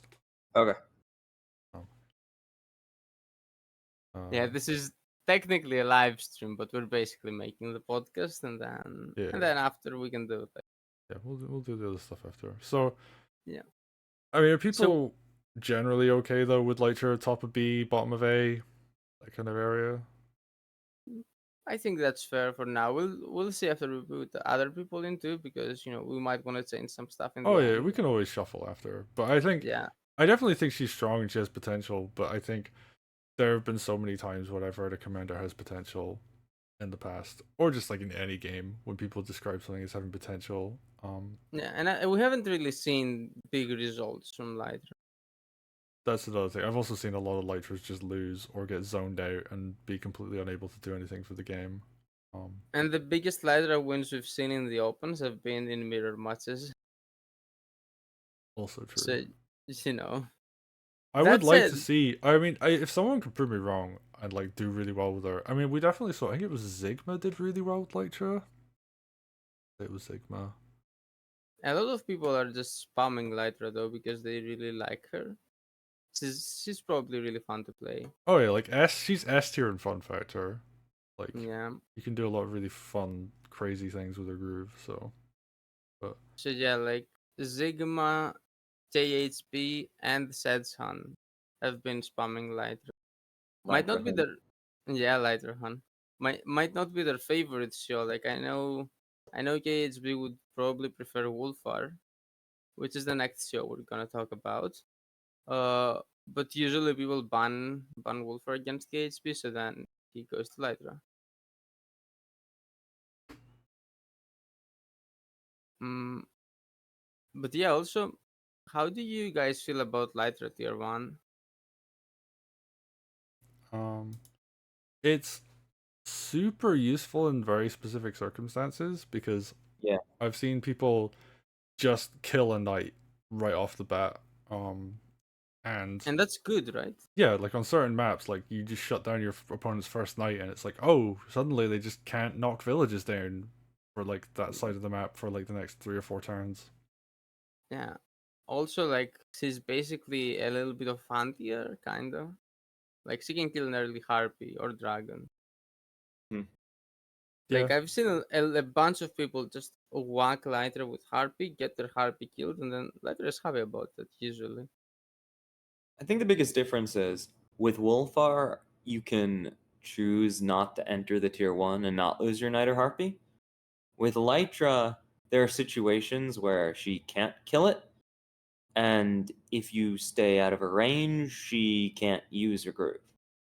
It's kind of like Wolfar level deterrent with less options. yeah. Although in Yeah. some cases you can do really sneaky things, like you can move your own mage forward using your groove and snipe something that way. Yeah. Yeah. In most cases, is worse Wolfar, but in some cases, could be better Wolf. Speaking just about the tier 1. Tier 2 is the big difference. I think we can move on to Wolfar right now. Yeah, since we're Um, bringing Wolfer up. yeah. I Um, think we agree on Wolfar A tier, right? yeah, I would say top of A. Yeah. He's just really consistent. I mean, we saw it in like some of the round one matches, right, where like just spamming tier 2 groove on the army is really effective in a lot of circumstances. You don't need to wait for a good target. You can make your own like plays with it. But also, you can just snipe high value units with the tier 1 or the tier 2 and just get Yeah. tons of damage off of it. And Wolfar just almost always feels like better Lydra, essentially. Lydra, but with more range, more damage.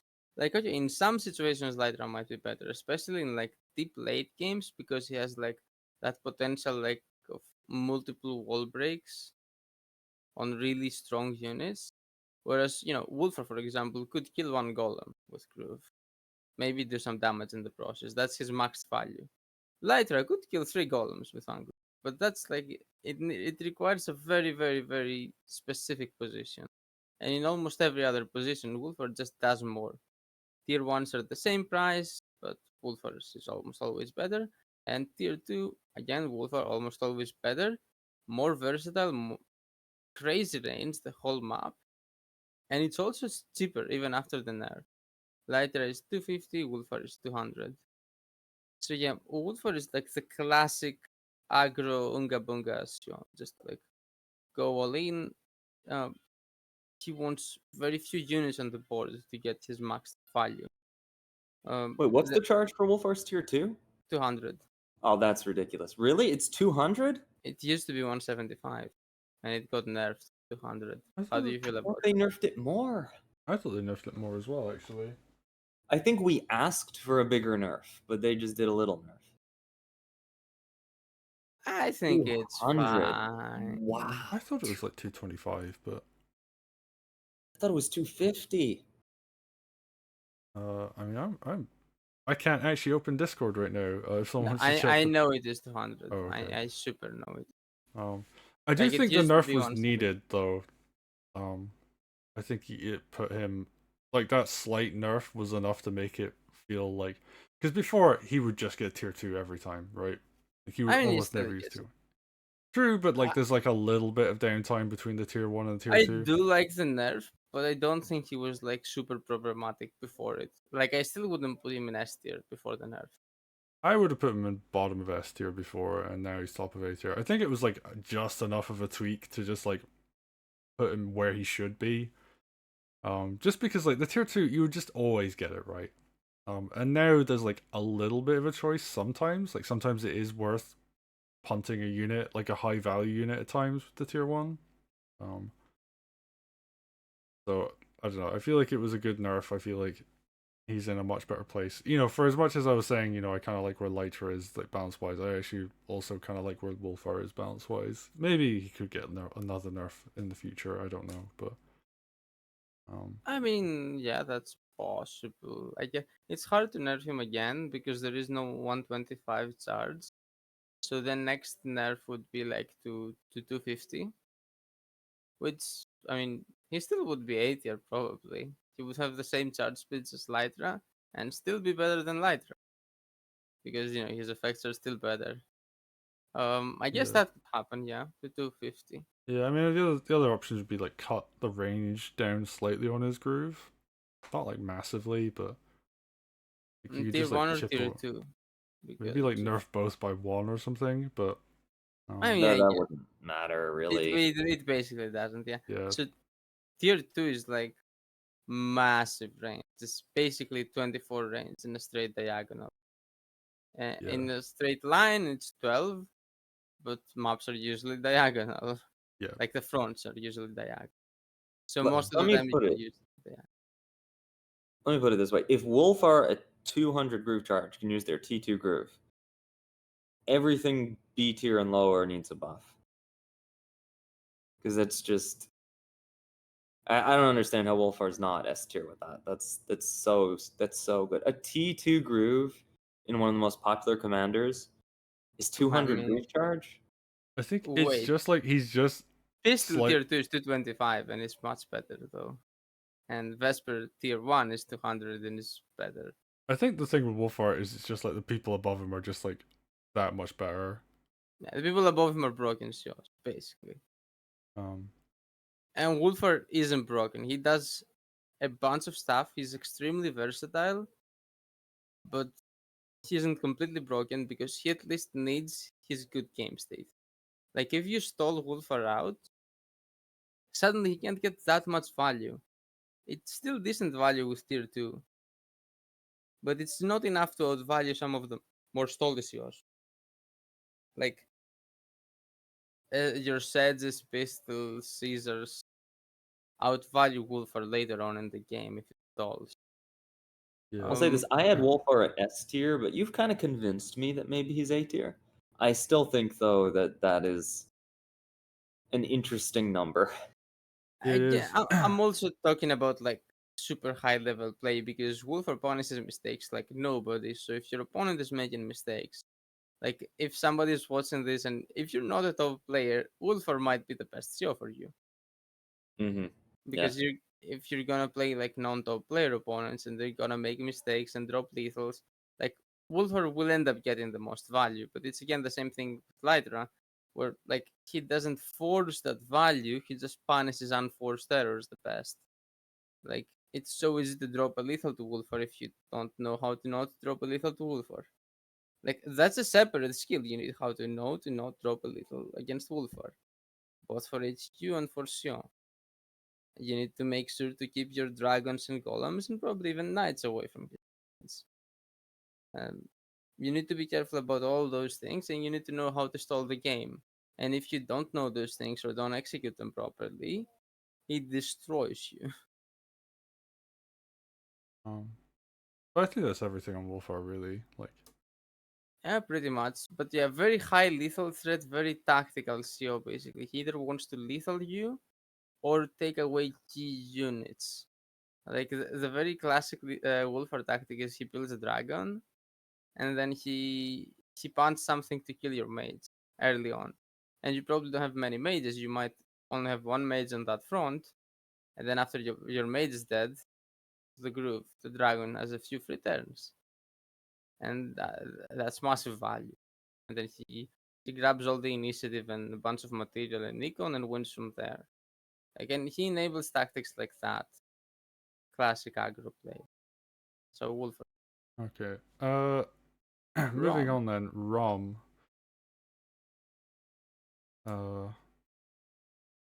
So D?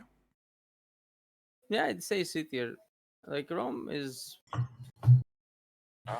I mean, we're doing to few tiers maybe, not sure, but like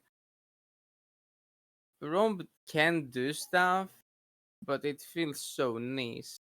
Like, and we're talking about classic maps here because in very small maps, Rom is crazy. Oh Rom, yeah. Yeah. in super small maps, Rom just murders your Sion. That's what he does. He can change his name to I murder your Sion. Yeah. I mean, he gets like ridiculous range when he grooves, especially his tier 2 is like bonkers, right? Like, Yeah. and yeah, I mean, not just your CO, he can make like murder your strongholds. He gets like supercharged commander damage against that. But it just feels like it takes too long to get his groove up. Yeah. And also, like, I think his biggest weakness, that no other person in the game has, is he has a what's called like an install in fighting games, where like you just like become a supercharged version of that character.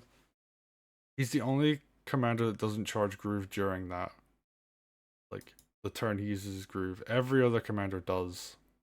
Um, Yeah. and I think That's that's like that's a a nerf. yeah, it's like a really, really big weakness that he has, because every other commander can snowball using their groove to like get a further groove, and Rom just does not get that. And yeah, and the things he does, unless they're lethals, don't get that much value by themselves. Like he can be a super good blocker with groove, but you need to have a formation that's so important to have a good cornerstone on that you make enough value to justify the groove. And that's really, really unlikely. Like sometimes you make an amazing formation and they just walk back. The times where they can't are like when you're killing their HQ in one turn if they walk back, or if you're trapping something and now they need to break your formation to free whatever you're trapping, for example a dragon or their Sion. But again, we go back to like Sion and HQ, and it's really hard to just fight army versus army with Rom. He just usually doesn't make enough value. Maybe in some very, very specific formations he can make an attack hold because he doesn't die, but it's just so hard to make use of him. Again, has this Wolfer syndrome or Lytra syndrome, where if they make a big mistake, he can punish hard with lethals mainly. But if they don't, if it's a normal game, if they just play and they don't make huge mistakes, it feels like Rome does nothing. And I guess that's gonna be the name of the game with C tier. COs that usually, if your opponent at least plays correctly, do nothing. Speaking of, unless does Nicky want to say something in Rome? Nah, I mean, I think he's bad. Like, the groove charge is just too dang long for what he does.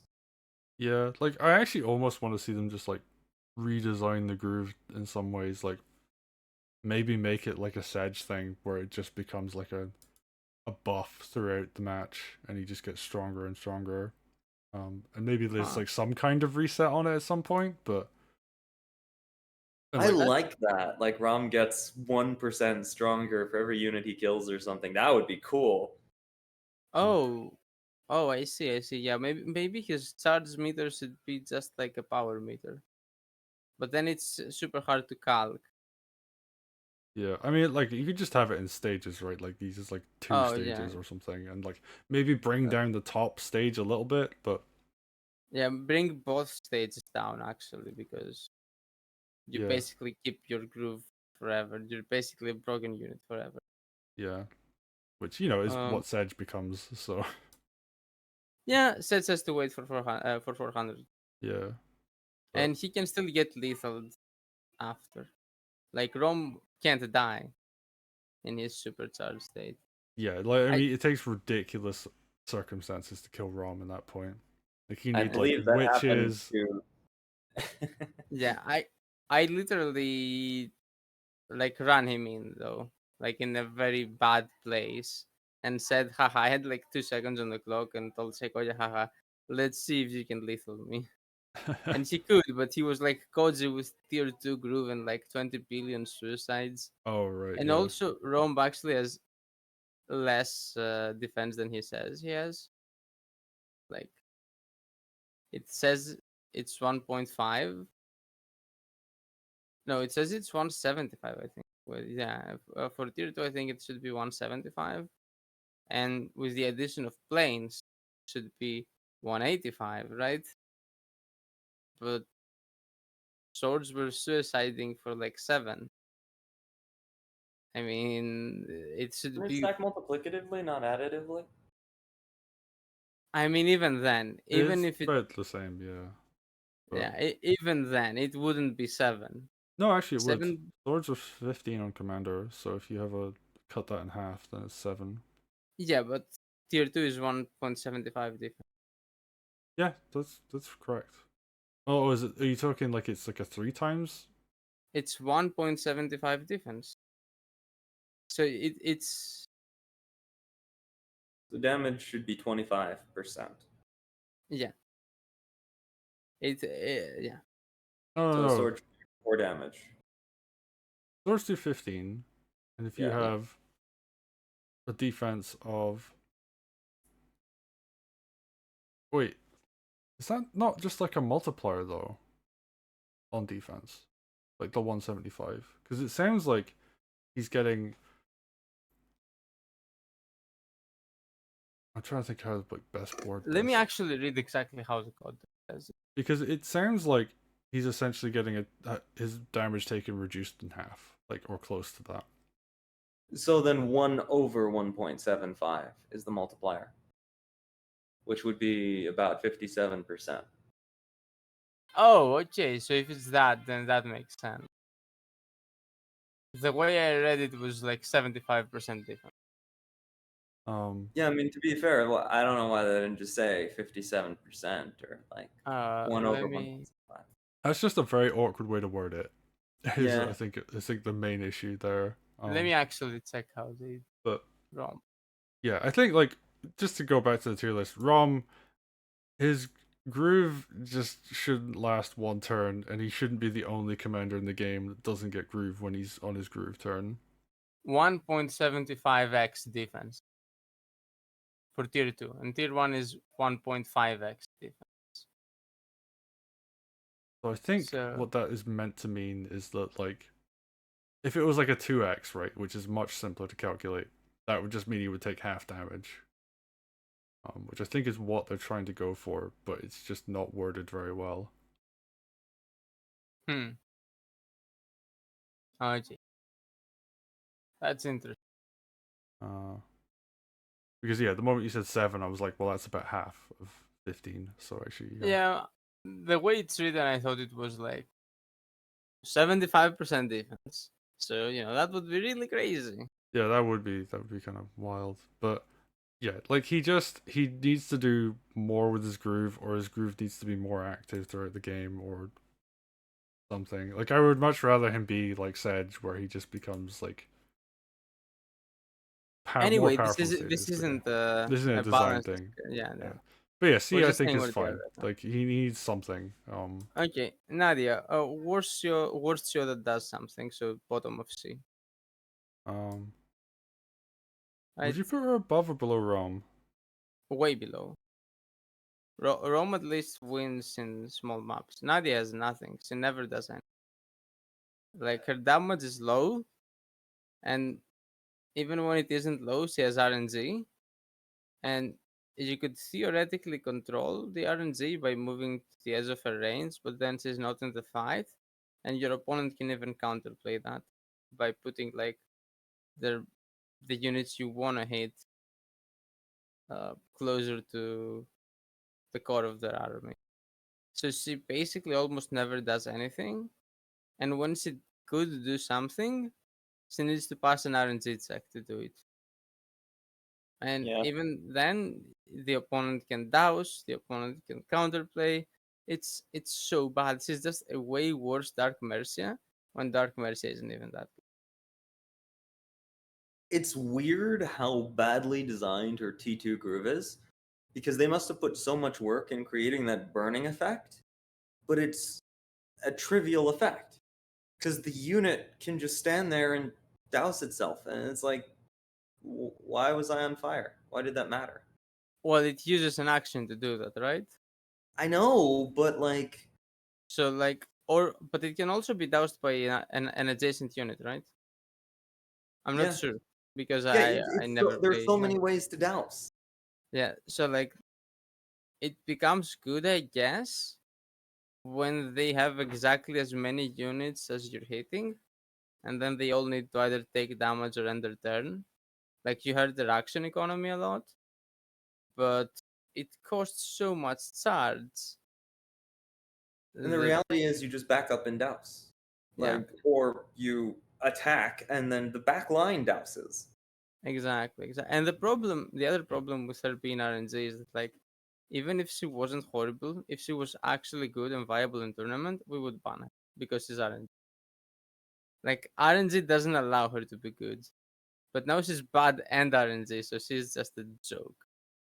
If she was If good in Nadia was RNG, better, there would be a petition to permaban her from the tournament, yeah, because that's what I'm saying. Because her win RNG, condition is it often turns into, I will win or lose this game based on a coin flip. yeah. Yeah, I think that's pretty fair. I just because I actually haven't really interacted with her tier 2 at all because like nobody really plays her. Um, like what happens if you don't douse the unit that's on fire? They take more damage every turn, Oh, okay. right? Like some small amount. Oh, I so it's not like mean, a serious amount. Like it's just I don't 10 or remember something. exactly what it is, but like, I think I it's 10, I'm not sure. I think it's 10. Is it 10 flat though? I think it's 10 flat. I think it's 10 flat. Yeah, oh, that's like and negligible. You could just ignore it and use those for suicides later. You could. yeah, we've seen that too. Like she grooves and then she dies. Like imagine if she hits all your small units and now they all suicide and the big units didn't get hit because you missed the RNG check. Now you die. Wow, good show, right? Right. Damn, I those mean, like I don't want to spend more time on her okay. because she's basically irrelevant when it comes to the tournament. Yeah, She's they just a should top. do something with her, but yeah, like I mean, she used to be D, she used to be D, and now she's C, because they buffed her groove charge a little bit. I mean, these merciful, not a real like. I mean, We're yeah, but basically like she doing was this like for that, tier. like being I serious, agree. like she actually I was agree. just D tier before, and now she's at least at the bottom of C. But I mean, I wouldn't put anything on merciful tier, so she's the I bottom tier think she for the was. purpose. I think she was like the example of a commander that effectively was merciful before. But, Nah, even or then, like above merciful merciful, is but actually only negative though. um, Like Nadia has potential upside, right? right. But like now, I think I guess my point is that she's notably stronger, but not in a way that like really makes her useful. Anyway, Volder. But Valder got destroyed in the nerfs. Like when I Here. first glanced at the nerf, I thought it wasn't even that big, but then I realized, wait, it's actually massive. and he went from the best CO in the game to like I think bottom of B tier right now. Yeah. I can see B tier. I don't know if bottom, but like, I still think there's lots of sneaky plays you can do with tier 1, but and I think tier 2 like has room to do cool stuff, but like I think yeah, like B tier for sure. So basically, tier 1 is way too expensive. Yeah, it's too pricey for summoning a sword. 100 is too much. What's the nerf for Valder? Robotus is asking. Okay, so the nerf was when Valder presses tier 2, instead of all his swords getting double damage, they get 1.5 damage. So you might think, oh, so he's half as good. They halved the buff, so he's half as good. But actually, with double damage, the swords made a bunch of one-hit KOs, which opened up more attacks. And then they keep going on a train and one-hit KO a bunch of stuff. But now you can't wall break because they're missing all their one-hit KO thresholds. So actually, you also usually get around half the attacks because usually you attack 2 lines. So he's actually a quarter as good as he was before. In absolute terms of value, he's tier 2. Actually, a bit more than a quarter because you still get the 2 swords. And you got 2 extra swords before, you get 2 extra swords now. And that's important from a unit count perspective. But he's almost like if his power was 100 before, it's like 30 now or something. It's crazy. I'd say it's like 15 now. Okay. I don't think it's that bad, but like I will say I prefer him at this position than when he was up here. Yeah, he was completely broken before. Like he couldn't play the Yeah. Did they also nerf his charge on tier 2? I think they did. They did that before they nerfed the effect. I think now they should rebuff the charge on tier 1 probably. Yeah, tier 1 should be 75. Yeah. I'd even say 50. Oh, 50 breaks some maps though. You get 50 in the opening and you join. That becomes What TA. What is Valder if he doesn't break a few maps? I mean, I also think like 75 you can also still break some maps. Rarely, but yeah, you can. So, yeah. I think 75 is the correct number. And also 50, the problem is like in Wargroove 1, Valder only broke some maps. With 50, because you don't need to hit something with Valder to charge in Wargroove 2, he would break every map. Exactly. Then it feels like you're fighting the undead early game commander. I think half. Oh, I say half. I think all of the map team now hates you, Sneaky. I mean, it doesn't even have to do with the map team. Valder will just break all the maps at 50 charge. Yeah. It will also be just great value, actually. Like, yeah, there was so much like map design run. work that had to go around specifically Valder in Wargroove 1. I don't think people want to see a return to that as much, but 75, I think, yeah. He would basically be a third Rax. Yeah. That only makes swords. Oh yeah, 50 he would just always use group. And also like 50 would also buff his tier 2 again, which yeah, I mean I don't think tier 2 is that great anymore. So. Oh, but you would use tier 1 a couple of times and then you'd have so many swords that tier 2 would be good again, something like that. Yeah. That is the actually 50 is too point. much. Yeah. But just 75 would make him tournament viable, I think. I think now he's not viable actually. I could see someone picking him like if they have like a very specific setup for like a map where like tier 1 does something interesting, but so the problem with Valder is that his tier 1 is just sucks at 100 in my opinion. Like even lighter tier 1 is better, Wolfer tier 1 is a billion times better. Almost every other tier 1 on viable COs is better. Yeah. And then the other COs you aren't competing anyway. And then the thing is, okay, so you want to use tier 2 probably. But then how do you use tier 2? Well, because it doesn't wall break anymore, you need to have many sides open on a bunch of units. So you need walls to not exist. Like before he could just break walls. Now he can't. So he needs there to be no walls. Which makes him, he would used to be a mid-range CO, or more of an all-rounder, I guess, before. He's just good at everything. Now he's a very aggro CO. Why? Because he can't stand unit accumulation. If there's unit accumulation, not only do his extra swords matter less, but the extra attack doesn't matter because the opponent walls and then half your swords can't attack anyway. So he needs to be super aggro and he needs to trade units off. But he needs to trade all other units except swords off. He needs to trade the expensive units. But usually you first need to trade the swords before you trade the expensive units. So he needs to have a very, very, very specific game state to get max value. And it's like extremely hard to force that, especially if your opponent knows what you're trying to do and tries to not let you. So I think he's effectively not viable because other CEOs can do that on way more game states.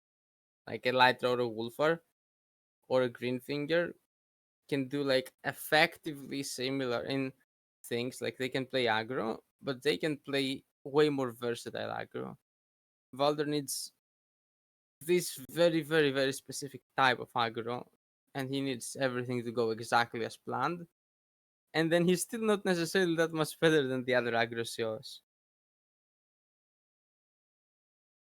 Okay. I mean, I think that says everything, really. Like, I will say, I'm happier where he is right now than where he was before, but yeah, like, I think a little bit of a buff would be good. But yeah, I'm happy they made the change they made, because before it was ridiculous. Yeah. And I hate it when there's like one outstanding commander above everybody else. I think it's like the worst thing ever. Like, for as much as like Pistol has their problems, like you can still play Wolfar Enter, you can still play Vesper Enter. Before it was like Yeah. Volder was just head and shoulders above everybody. I mean, you could play Async Caesar into Valder and maybe Vesper, maybe, and Pistol in shorter time controls. Like, it wasn't that. It wasn't impossible to play. I think the gap though between like old Yeah, Volder was much bigger than like the gap between like Wolfer and current Pistol though. I agree. But yeah, you Oh. can play Wolfer into Pistol and you could play Pistol into Valder before, but you couldn't play Wolfer into Valder. And, Wolfer was pretty crazy. Yeah, and this is after Wolfar got nerfed as well. But anyway, I think that's everything to say about Volder. Yeah. Ryota, another CEO I can never rate. Sneaky, any help with this one? B tier. Be above I or would below put him Valder? bottom of A, but Nah. No way. I think he just. All right, here's what I will say that I think you'll agree with. He's very unexplored as far as like what he can do and what he's capable of. I mean, Because he's below all of the commanders that people will want to play in ban. yeah, But I can agree with that. I think like he just like has so much early game shenanigans that if people like spent time figuring them out, I think you could actually do some. But do they ever do anything? Like, have you ever actually seen a I Ryota mean early I've game? done stuff with him that is like really throwing people off. Like on Florin, there was like a specific timing with his tier 1 where when your opponent harasses you with the sword and you have to choose between hitting the lumber mill and their enemy sword and all this other stuff. Like he would Yeah. just like, completely wreck that because he would kill the sword and the lumber mill in the same turn, or like allow both options to be like open just because his tier 1 timing came up at the right time. Wait, could he actually do that? It was You like need a full CEO to decap the lumber mill on that turn, so it your was group something can't like do it. you would injure the sword with his groove while making the lumber mill weaker, which is something that no other commander could do. So you wouldn't knock down the opponent's weak like sword that was harassing you, but you would make it so that like it was less threatening and would like capture the corner village, I think it was, for like less health, which meant like another sword can go and hit it and Oh, stuff but like that's that. with the previous opening. The current opening is you send another sword to support you and you sword crit that sword, so it's on 1 HP Right. or I something. mean, Like I guess 10 Ryota HP. would actually just So kill it in that case, but yeah, but you don't need to kill it. It's actually trapped and it takes some money. It makes some money for them, but it actually gives you a bunch of groove. And then would you use your groove to just kill that? And then Florin is a very good map to actually stall on. So then Ryota doesn't do much.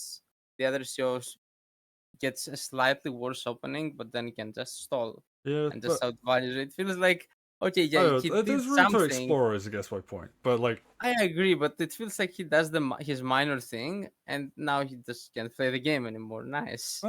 well, then late game he gets his tier 2, and there's like cool stuff you can do with his tier 2. He's one of the only commanders that could like kind of mess with Vesper when she grooves.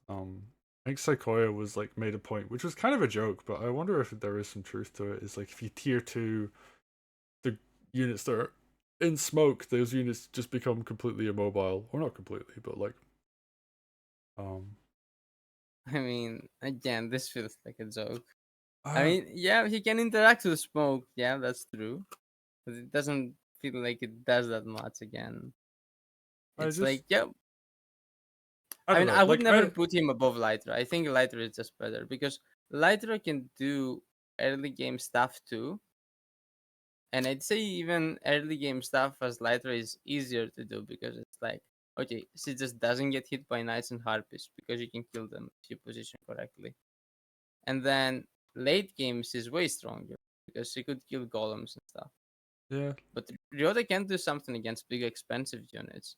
And I wouldn't put your super early game like much better than Lytra's. How did you feel about that comparison, Sneaky? Would you place Ryota above or below Lytra? Well, I think it's a good match, but um, I'd say Lytra might be better. I'm not sure. I'd say Lytra's probably better, even though I lost as Lytra to Ryota. I mean, yeah, that happened, but like this is like anecdotal evidence.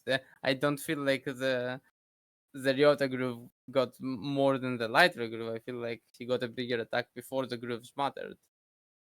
Uh, Based on how B tier is arranged, I would put Ryota in B tier.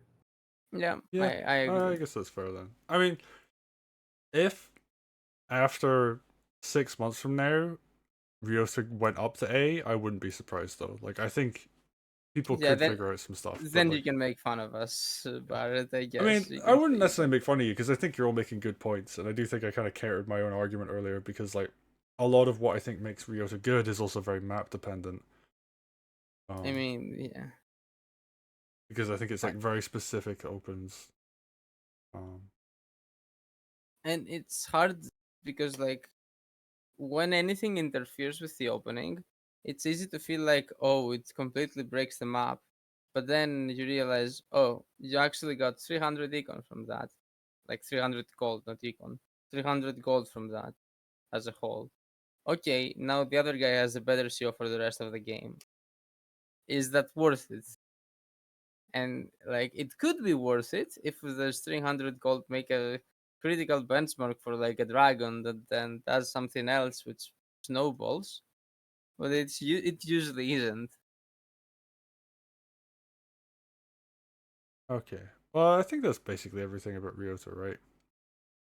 Okay, I think yeah. it's like some snowball potential, but like yeah, like Oh, Ryota has funny CO traps with tier 2 because you can trap CO without trapping CO. oh You yeah, like groove yeah, and then you just position yourself next to their CO with groove, and they can only move 3, and that could like be a soft trap. yeah. I mean I personally like where he is design wise right now. I think he's like a super interesting commander to play around with. I agree. I would like a tiny buff for him, but he can stay where he is too. Yeah. Maybe buffing Ryota is not a good idea. Last time we asked for Ryota buffs. Oh But yeah, yeah. Like let's yeah. not go back down that road again. But like I enjoy playing him. I enjoy watching him. Um so I hope we get I mean I'd rather see like some other commanders above him just come down a bit, I think is the main thing. I mean, yeah, that's also fair. And also another reason I didn't want Ryota to go to A tier, it feels like Wolford does what Ryota does, but more easily without putting himself in danger and with like greater potential upside because he could like insta kill some bigger units while doing it. Yeah, I And mean also greater lethal threat. yeah, like the rear always has that like risk of himself. And also I guess like calculating exactly like 5 tiles or 10 tiles or whatever, like that's like a Yeah. bit more brain intensive as opposed to And he Wolford. also can't one shot columns ever, whereas Wolver can even do it with tier 1. That's true. So it feels really weird to put him on the same tier. He feels closer to and I like comparing COs that are similar, like because both Lytra, Ryota, or not both, all of Lytra, Ryota, Wolfar, and like Rom and Valder are aggro COs. We've mostly looked at aggro COs. So like comparing them to one another makes a lot of sense. Like, is Ryota closer to like a Lytra Valder in strength, or is he closer to a Wolfar, or is he closer to a Rom? And I'd say he's the closest to like Lytra out of those picks. Oh, actually, one point I want to make about Ryo before we move on is he's really strong on maps where like terrain blocks on commanders are a thing. So like Oh yeah, water maps and stuff, or like maps with like abyss or anything like that. Because he's able to move himself to a better position, which is like something that's very unique to him. And we don't have mm, those maps in the map pool right now. yeah, So yeah. That's also part of we're doing a tier list for this tournament, right? yeah. So but yeah, like I think yeah, that's a lot of where his I hate the word potential, right? But that is some of where his potential comes from. So Yeah, um and he's also one of those years that are good on small maps, like Rom. but yeah. Anyway, anything to add, Sneaky, before we move on? Nope. Okay. Well, Elodie, bottom of C tier, maybe above Nadia. Above Nadia for sure, because Elodie could just her tier one is horrible. Like it's only good for lethals, and it doesn't even get many lethals. It's just really, really bad. But and her tier two is overpriced. But even though it's overpriced, it has high theoretical upside. Like if they don't play well, you could join like even a knight. Uh, a full knight join is a 1200 gold swing and a 2 UC swing. And then if it kills something, it's a 3 UC swing and even more gold. So if it kills a mage, for example, 1600 gold, 3 unit count swing. So like her tier 2 has potential to be very strong. It's just so hard to get there. And this is also an aggro CO. Like her tier 2 becomes stronger the less units are on the field, because that's when, flipping unit count matters the most. Which means he needs to play aggressively, but he needs to play aggressively the whole game without groove, basically, just to hope that when her groove does come, she's not already lost and she can do something with it. But I mean, in her dream scenario, she can make a lot of value. She can make a lot more value than Nadia can. So, like, if if we split C tier into more tiers, I would put Elodie like above Nadia a whole tier or more. Mm, but I wouldn't pick her in this tournament. This is basically a troll pick. Again, I think everything on C tier is basically a troll pick for the tournament. What do you guys think about her? Sneaky? Any thoughts on Elodie? She bad. I mean, I think we covered Elodie during that one podcast where we talked about commander balance and literally wrote a list of what would need to be done to balance the commanders. Yeah. I mean, this is a different conversation here. We're not talking about like how we would fix her, but like specifically like where exactly. How do you describe her current position? That's the Bad. question. Bad. I think you covered it. Like her tier one is too expensive. Her tier two is ridiculously expensive. Her tier one doesn't do very much. There's very little reason to play Elodie right now. I think C Yeah. tier has kind of become this could be really good if only tier. Yeah. I But think there is a CEO exactly like Elodie, but somehow even a tiny bit worse. I have one last thing to say about Ellie before we Oh, move on okay. to Sigrid. I think is who you were talking about. Yeah. I think she was a bit stronger before the game came out, during playtesting, but the maps we were playtesting on lended themselves to her having good timings for their tier one where it could do something useful, and that screwed her over. Also, I think it used to be like she controlled the unit, like she would control it for both turns as well. And now it's only on her own turn. So it got nerfed just before the game came out. Um, I do think that she'd probably actually be in an okay place right now if she'd just gone to live with like the state she was in just before the game came out, but just to give people some context, like there was like a deliberate nerf on her just before the game came out, and that, looking back in retrospect, actually I think that was an over nerf. It might not have even been needed in the first place, but I mean, I was talking with Seikoya, and I don't remember exactly what he said, but I remember she was kind of busted. I don't remember exactly how it worked, but he was saying that she was busted. So I'm not actually sure. I don't have a good memory. It's been months since that convo with Seikoya too. I mean, I remember playing the games with Elodie, and it was just a case of like, now she controls the unit for just her turn. Before she could use it as a waller. Was it just that? I thought she was also faster. She was also faster. Yeah. So the timing was a lot faster, and it was like very, very frustrating to play against.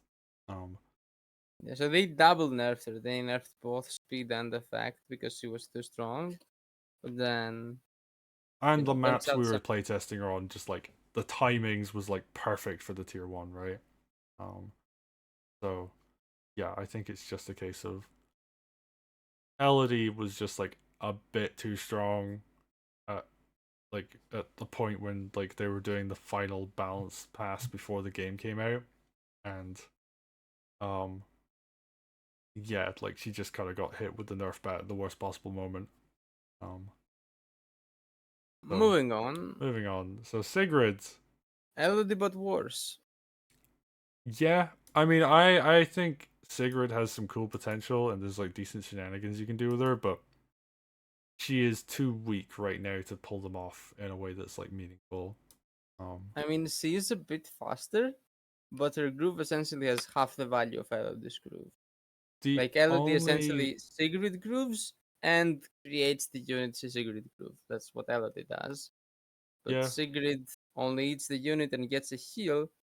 Healing CO is basically worthless. I I mean, it's think not complete, but it's very low value. yeah, like, and the time it is valuable is like after she gets her tier 1. I think the way I would put Sigurd, if she was a little bit faster and could consistently like nom a unit at the start of the game, I think that would make her really, really strong, because at least the healing effect would be really strong at that point, because you would get a free commander heal at the start of the game, unless Oh your yeah, opponent that plays could around it. be a thing. If it can on some maps just completely replace the village heal, that Yeah, could be like pretty and that's decent. like, saving gold at the start, saving village health at the start.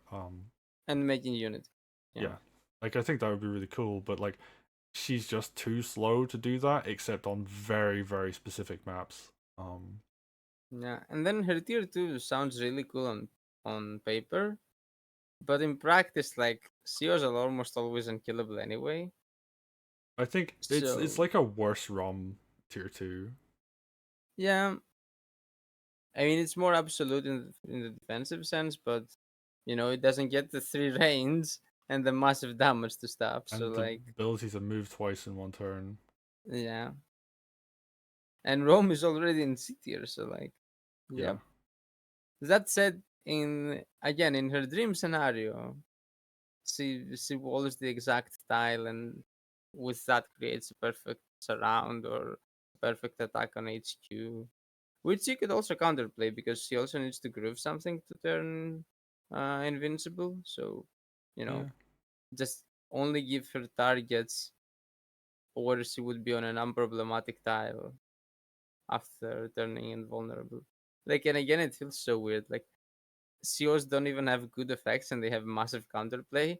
And up top, you have like Pistol as a massively powerful effect, and she barely has counterplay that's super hard to execute on a clock. Yeah. Whereas Secret Counterplay, super easy to do.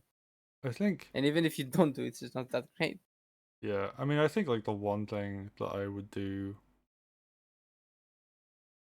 I say this a lot, right? Like I think if Sigrid was like fast charge, she would be completely busted because she would just eat units every turn. And like be like immortal. But like it's that thing of like, I do think she needs to be a bit faster than she is right now, because she's on like slow charge, I think, actually. Yeah, I think tier 1 is 150, Uh which is ridiculous. yeah, like it should be faster. It should be a worst case scenario 100. I think 100 would actually put her a lot higher than she is now. not necessarily like above mid tier, but Yeah, but mid tier, yeah, probably mid tier. and like that Buster tier 2 as well, which I think would actually be useful in certain circumstances. But yeah, like it's just a But case yeah, of again, this isn't the rebalancing yeah, this discussion. isn't This is like rebalancing. But I think like about that is her weakness though, is like her groove just takes too long for what it I does. mean, yeah. Okay, Sed's finally a good commander. Yes. So Sed's, um, I would basically say Sed's from Wargroove 1, but like stronger. I would put Sedge below Wolfar in A tier. I would put him above Wolfer in A tier, but Alright, it's sneaky, whatever. sneaky. Where above or below Wolfar?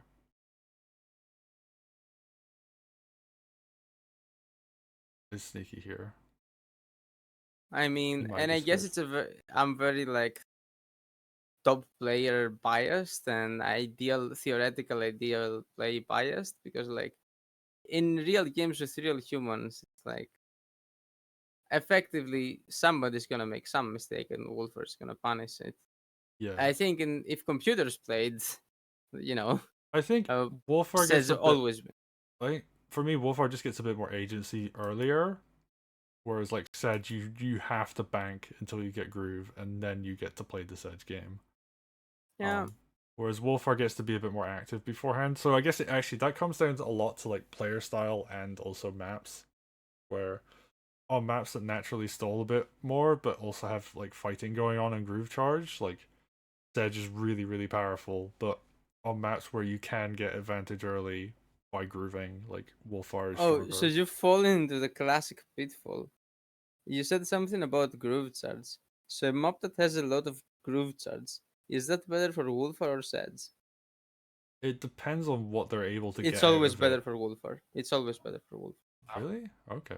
Yeah. Seds does not care about charts. I mean, he does, but not really.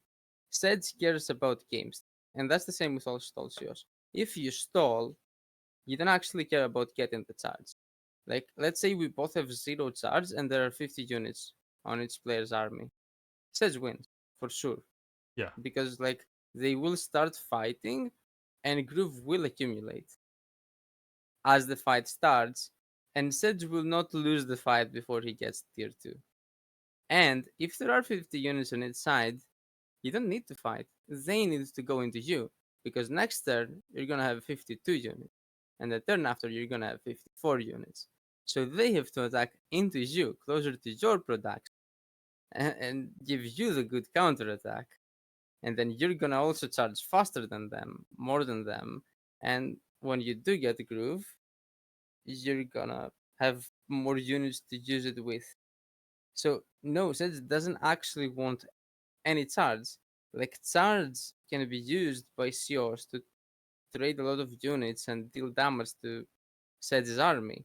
Sedge wants a full army. And if he has a full army, charge will eventually come anyways. You're gonna be flipping villages back and forth. You're gonna So no, Sedge is all about like not fighting, not doing stuff until you have enough units to get the most out of him. Okay. Yeah, you've convinced me actually. You make very good points. Like, yeah, if there's a lot of groove charge on the map, Then Wolfer spams tier 2. yeah, and then he gets a very snowbally lead out of it very Yeah, quickly. yeah. Whereas like yes, I Wh- just wants to stall and Whereas if charge is slow, then it's easier to stockpile units. Nothing happens, and then Wolfer's tier 2 is not gonna be this useful after units accumulate, and then says just wants to stall forever and ever and ever. And I'd say, and it becomes a game of imposing your will if it's a head-to-head, Wolfer versus Sedge, for example. So like Wolfer will try to make it a brawl, and Sedge will try to make it a stall. And then the question becomes, uh, who does the map favor usually, or who is the better player? Sometimes, like yeah. sometimes the map favors one or the other. Some maps are super easy to stall, some are impossible to stall on. I do one thing I will say I don't know how much you'll agree with this, is that I feel like Sedge has trouble against certain lower commanders that are aggro on certain maps, where Wolfar wouldn't have that same kind of weakness. I Like if someone mean, can like run over you before you even get your charge up, then I think Sedge has the he's almost merciful at that point, right? Where he's just like he just yeah, doesn't get his yeah. groove up in time.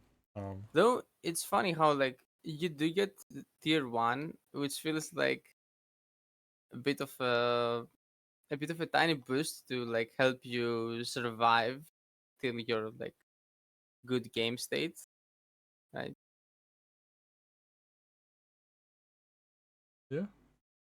Uh So, but okay. but yeah, Sedge could lose to Elytra, and Wolfar is not gonna lose to Elytra. Yeah. Uh, I do see that happen. Um, Or like yeah, Ryota because grooves like 3 times before Sedge gets his tier 1 up. yeah, but then again, Ryota has to win with that. That's what I'm saying. Yeah. Like Ryota Or can get be to a like, point where like his "Ooh, I got advantage is such a so cool good. groove," and Yeah. then Sedge is like, "Oh, okay, end turn. Did you kill my HQ? Did you kill all my army? No. Okay, end turn. Build Yeah. units. End turn. Build units. Oh, now I win." Yeah.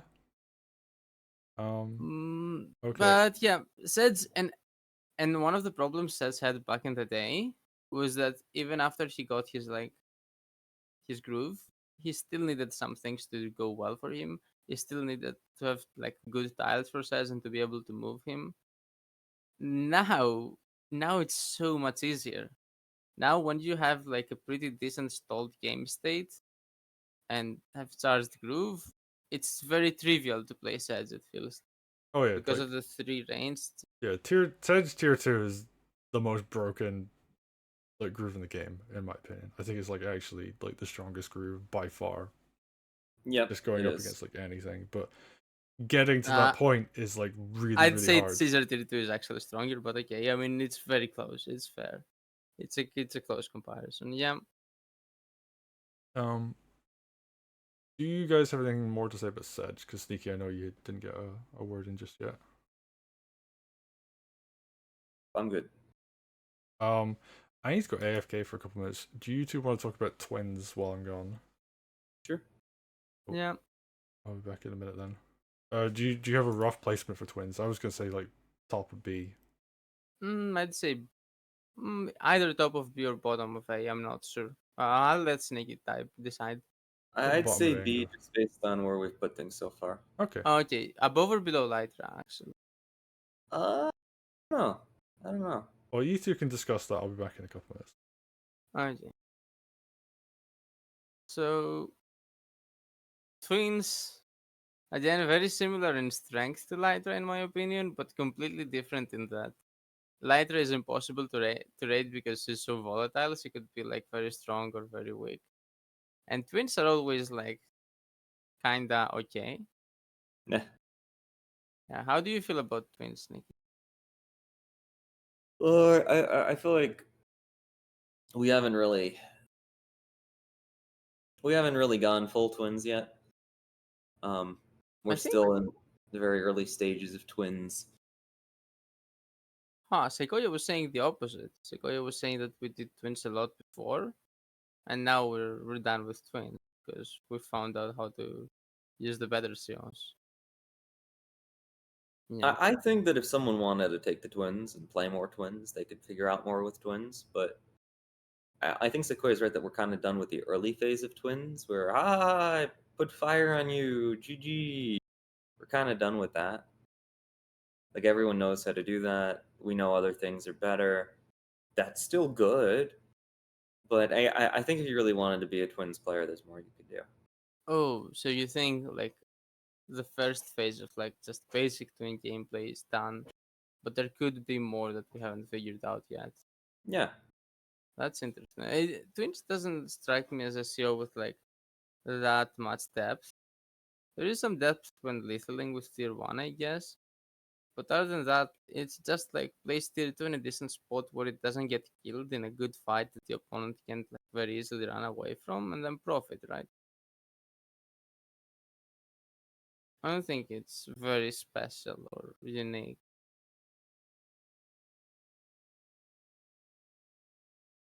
How do I you don't- feel about that? Like, how do what if you were to guess, like, where would the new twins direct? Where would somebody who wants to, really figure out the new twins thing go? sense of it. It's just a feeling. Hmm. Yeah. So anything about like the current level of twins, I guess? How do you feel about? It's a good counter for someone who's thinking too much. Huh, I guess. Fair. Yeah. I would expect you to like twins a bit more because they have a lot of lethal like ability. Like you're forgetting that I haven't been playing that way as much. Like True. most people at this level of play are not just going to give me an easy lethal. I've been getting lethals, but the second one was like this very big calc thing. I mean, you saw it, but I saw it right away, but it was a big calc, right? And the first one was still a bit of a calc. I think there's some players who wouldn't have seen that, but going, into the next rounds, I don't think I'm gonna get lethals like the first one. I think they're going to be very complicated. And the only reason I got that second one was because I really, really pushed the mech game, the timing game, all these other things. I think it was a lot about the clock. Oh yeah, but I was playing the entire game to create that end state. Like every turn, I was doing something to create that end But state. it's And every interesting turn how Zested was doing something to get their end state. Like it wasn't just haha, I picked twins, maybe I'll catch you up. It was every single turn, I need to push you back this much at least in order so that you can't do this next turn. And you're building these units to pressure me. I'm building these units to release the pressure and to counter pressure you. We're fighting here because I want you to be there, and you're fighting here because you want to try to push me there. Like there were a million mechanical things going on that I led up agree to that with all of lethal. that, but you also gave up a billion free units, and like all of those free units combined mattered less than the +1 minute you had on. That's what I mean when I'm saying time matters.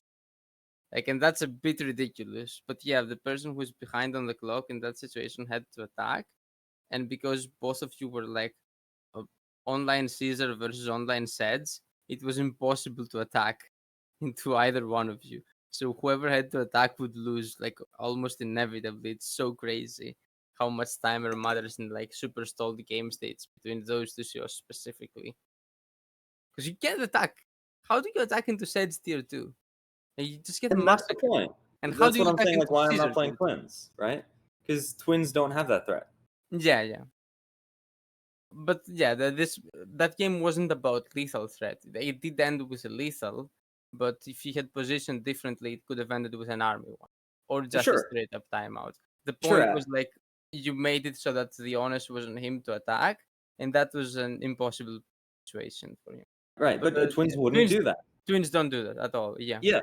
Yeah, exactly. They just don't do that, and that's why I haven't been playing them. That's why they're theoretically a lethal threat commander. They are the But sneaky lethal, not the inevitable lethal. yeah, they are the you stepped out of position, haha, I lethal you commander, and Yeah. I love those. Don't get me wrong. In a casual game, I'm all about that. But like fighting against the best people in the world, they're not likely to, step on the trap that opens a pitfall under them. They're not going to do that. Yeah, and I feel like that was also good justification why they're B and not A, whereas the more forcing yours are A, right? Yeah. Yeah, but still, twins, very versatile, can do a lot of stuff. They can do lethals, they can do army damage, they can heal their own stuff, which is pretty rare, basically. The only other one who can do it is Mercia, but Mercia is like no good. We'll talk about Mercia later. So if you want healing for some reason on a map, while also having like a decent CO that's not Mercia, like twins have that niche in a way. I think the other thing about twins, just coming back to the conversation, sorry, they have a very simple game plan in some ways, which makes them very, I don't know if you talked about this, but like it just makes them like very easy to use, and that I think is gonna. Yeah, I agree. They are one of the most bread and butter COs probably. I think that's also a big part of why you're gonna see them more in the tournament is that people are just like they maybe don't know that map specifically well, or like certain bands came in and they're just like, oh well, I'm just gonna pick twins because I just know how they work.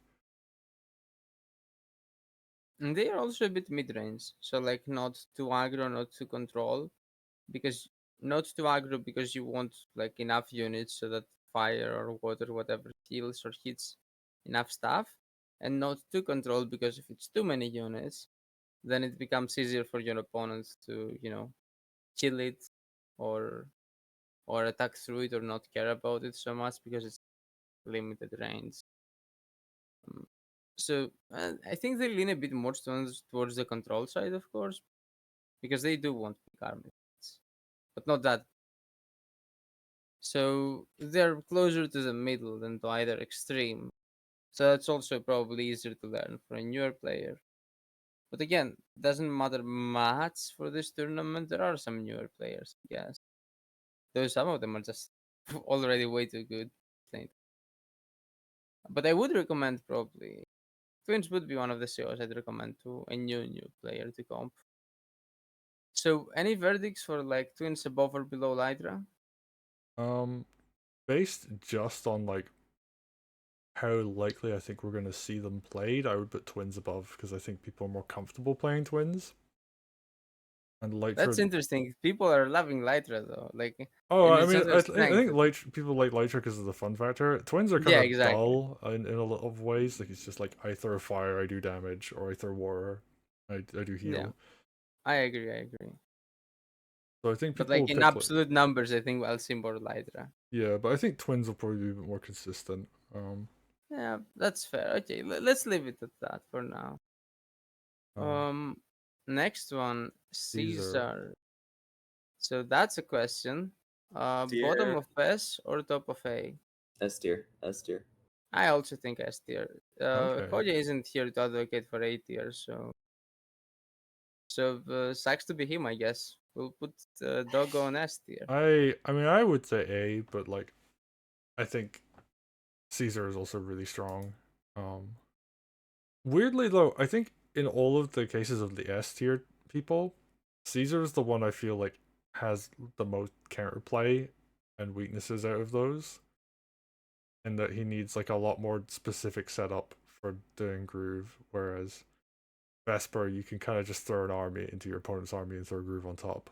Whereas I mean, Caesar needs Vesper like is in the extreme where she basically works great on every single game state, and that's literally only Vesper. No other show is so versatile. yeah. Whereas like Caesar, I think is like you need specific setup to get a really good turn. But when Caesar does get a really good turn, like it just destroys everything.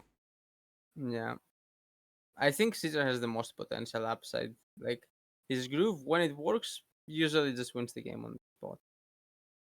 When you get your Caesar moment, it ends and it has massive lethal threat, massive army wipe threat. Um, no unit except Golem is safe against it. And even Golems can take a bunch of damage from it. Like basically, you kill everything around them, and then your Golems or Dragons have first hits on their Golems. So hard to hold your Golem when all the rest of your army is gone, right? And the lethal threat, as we saw in Sneaky's game, when Caesar has T2 charged and a good army, your CO needs to be 20 tiles away to not get lethal or something. Or behind like unbreakable walls of like 5 golems. It's so hard to not get lethal, not get army wiped, not lose your HQ. Not get trapped because you group so many units, you can just trap your CO if you can't lethal you. But yeah, he has massive counterplay in that he does very little early on. So he can get bullied. He can get destroyed early. If the game turns very sharp, if it becomes an aggro game state, he can't do much. That said, the reason I have him S tier and not A is exactly because he can do something. He has the threat of tier 1. And tier 1 has a big threat of like lethal with very few units, like a few dogs and maybe a maids. Tier 1 can lethal, and it can also pick up dragons. And the threat of this can help you like control the game a bit and survive, because they need to play a bit more passively with CO, a bit more passively with Dragon, at which point maybe they don't want to buy Dragon. But they really want to buy Dragon because it's a very aggressive unit. And then if you make them make some hard choices this way, it can be much easier to stall for Caesar than it is for Seds. And both say you win the game after it really stalls. So, for that reason alone, I'll say, uh, Sed's top of A, but Caesar bottom of S. That's why I have Caesar higher. Sneaky, you won a game with Caesar. What do you think? I think based on in my personal tier list, Caesar's S tier, but with the themes, because I think every tier list has a theme, even if you don't say it out loud. Right now, the theme for C is these are great grooves, but they have some big problems. The theme for B is these are decent commanders, but they're outclassed. The theme for A is these are insanely powerful, but there's like some kind of extreme, like your super late game or your super early game. The theme for S is these work like all the time, and oh my goodness, they break the game. I think in these themes, Caesar is A tier. When I don't agree with the themes though, because like pistol doesn't work all the time. She works almost all the time, but if it's a deep brawl, the kind that Wolfer likes, she can only hit like 2-3 target stops. You're right. You're right. There are a few situations where pistol doesn't work. She But works in I literally think, every other game state, but yeah, she works in enough of them, like 80%. I'm just saying, like for me, S tier here is like ban worthy. The COs you're looking to ban from. A is like what you pick if you don't want to pick any of the remaining, or if there are no remaining S tiers. And Mhm. then B are like kind of viable flex picks, let's say, or pocket picks. Yeah. And C are the COs that are basically troll picks in the tournament. Because we're doing it from a tournament perspective, I think that's the most reasonable theme. And I really will just ban Caesar against almost everybody, unless I'm disrespecting them in the I don't believe you can play the clock well enough. If that's what the themes are, then Caesar's in the right place. But again, the themes aren't clearly stated, I believe this to be the good theme, but like I think people, going by what Sneaky was saying, I actually agree. Like I would put Caesar at the top of A in that regard. But I think he is bottom of S or top of A. Like those are kind of the two positions that he would be put yeah. at. And that was my question at the start. I said it at the very beginning. Like there are two COs that could be either bottom of S or like top of A. One of them is Caesar. I'm not sure what you guys will say. I personally would put him bottom of S. But yeah, Yeah, I mean, I think we can move. what I would say though is I think Caesar is in a better position balance wise now than compared to Wargroove One. Although maybe people will disagree based on this tier 2 performance, but I think like the absolute nonsense you could do by grooving like golems twice in a row or like dragons twice in a row was like Oh, but like in Wargroove 1, Caesar was not even a Stolzio. That's the problem. Like at least now he needs a specific game state to do his BS. In Wargroove 1, I mean, he just kind of did his BS. yeah. And I guess like you could also do things. Well, now you can do things to counterplay him where like if you pick off the units he can groove, then his groove isn't that useful in situations where like he's surrounded by like knights or golems or whatever. Yeah, before he just needed 4 units. Any 4. Yeah. Now he needs I mean, like 4 ideally 4 specific good. ones. Yeah. Or He like needs Well, 12 specific ones. yeah. I mean, he doesn't need all 12, but for the groove to be worth it, usually you need a lot. Yeah. So there is like some level of counterplay. The meme of like Wargroove 1, if you just kill everything around Caesar, then he's useless. Like Now it's more like if you kill like very specific units, it becomes a lot weaker. If you kill some things, if you kill a decent amount of, like before you needed to kill everything, now you just need to kill enough stuff. And enough of Like, the right stuff as well. yeah. Basically, just don't let him amass a huge army. Build an army. Trust nobody. Fire. Yeah, don't let him build an army and trust nobody. Fire. It was perfectly balanced in Wargroove 1. Yeah, Maybe not perfectly. Oh. Maybe a not little perfectly. bit strong. We'll leave it at maybe not perfectly and go But- to Yeah, Emmerich. Emmerich Tier. used to be up here for stupid reasons, and now he is like top B, bottom of A, or like mid B. I S would say tier. bottom of A. Wow, Sneaky thinks S tier. Oh yeah. That's crazy. Okay, And so I Barrett think is saying B, I'm saying A, and Sneaky is saying S. So I I'm guess we saying put like him A. around there, and Sneaky's saying like up here. Okay, Sneaky, go. I want to hear your reasoning. there's nothing you can do. There's just nothing you can do. But there are so many things you can do. I really am excited to see you fight Sequoia. I don't want to like root for you or disobey. Like I like you both, but like if I hope at some point during the tournament you fight Sequoia and disrespect Emmerich. It'll be an interesting watch because if you're right, that'll be exciting, and if you're wrong, then I can say I told you so. What you don't get, Sneaky, is that Seikoya agrees. I don't know if I believe that. No, we literally talked in chat. So maybe he's trying to fool me, but he was beaming. He's like, no.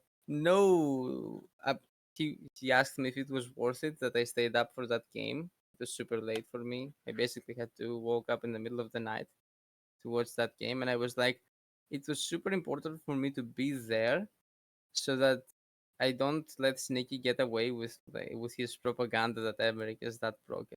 Wow. But then he is like, no, let him, then everybody will ban Emmerich against me. If he wants you to ban Emmerich, then he can pick, Sed, Caesar.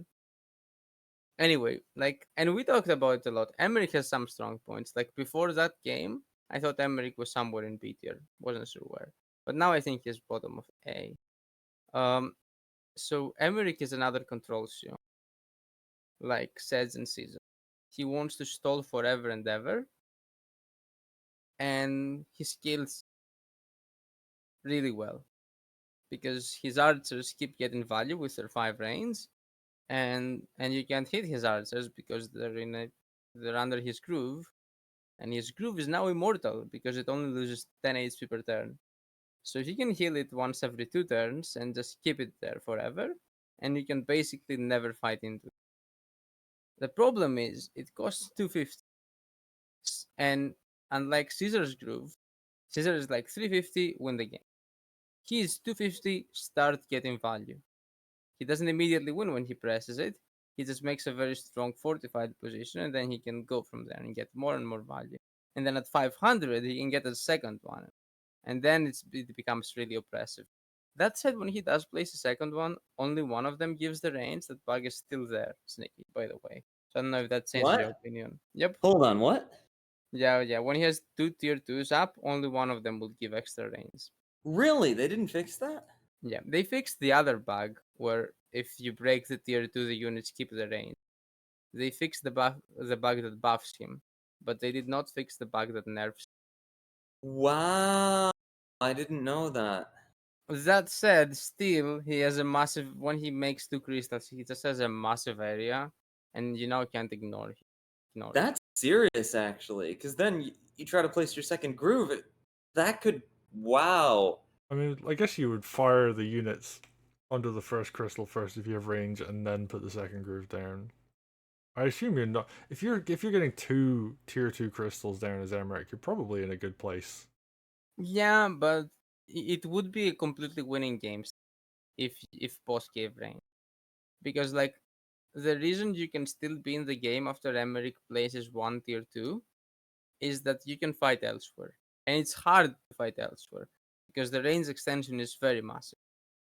Okay, like if there's a trap, you probably can't fight elsewhere. It's too much range. But with archers, like you can maybe tank some archer hits here and there and play far enough from like the first tier 2 that it's okay. It's playable for you. You can take the villages elsewhere, get some more golems, damage raise him. You can do stuff. You can do stuff that isn't fighting directly into. If he places a second tier 2, which is very late, it's at 500 groove, okay? Now he basically controls like the whole map. If boss give range, but only one of them gives range, so one of the tier 2s is like much weaker than the other. He doesn't really control the whole. It's still very strong. You still have a lot of trouble avoiding him, but it's not as good as it should have. And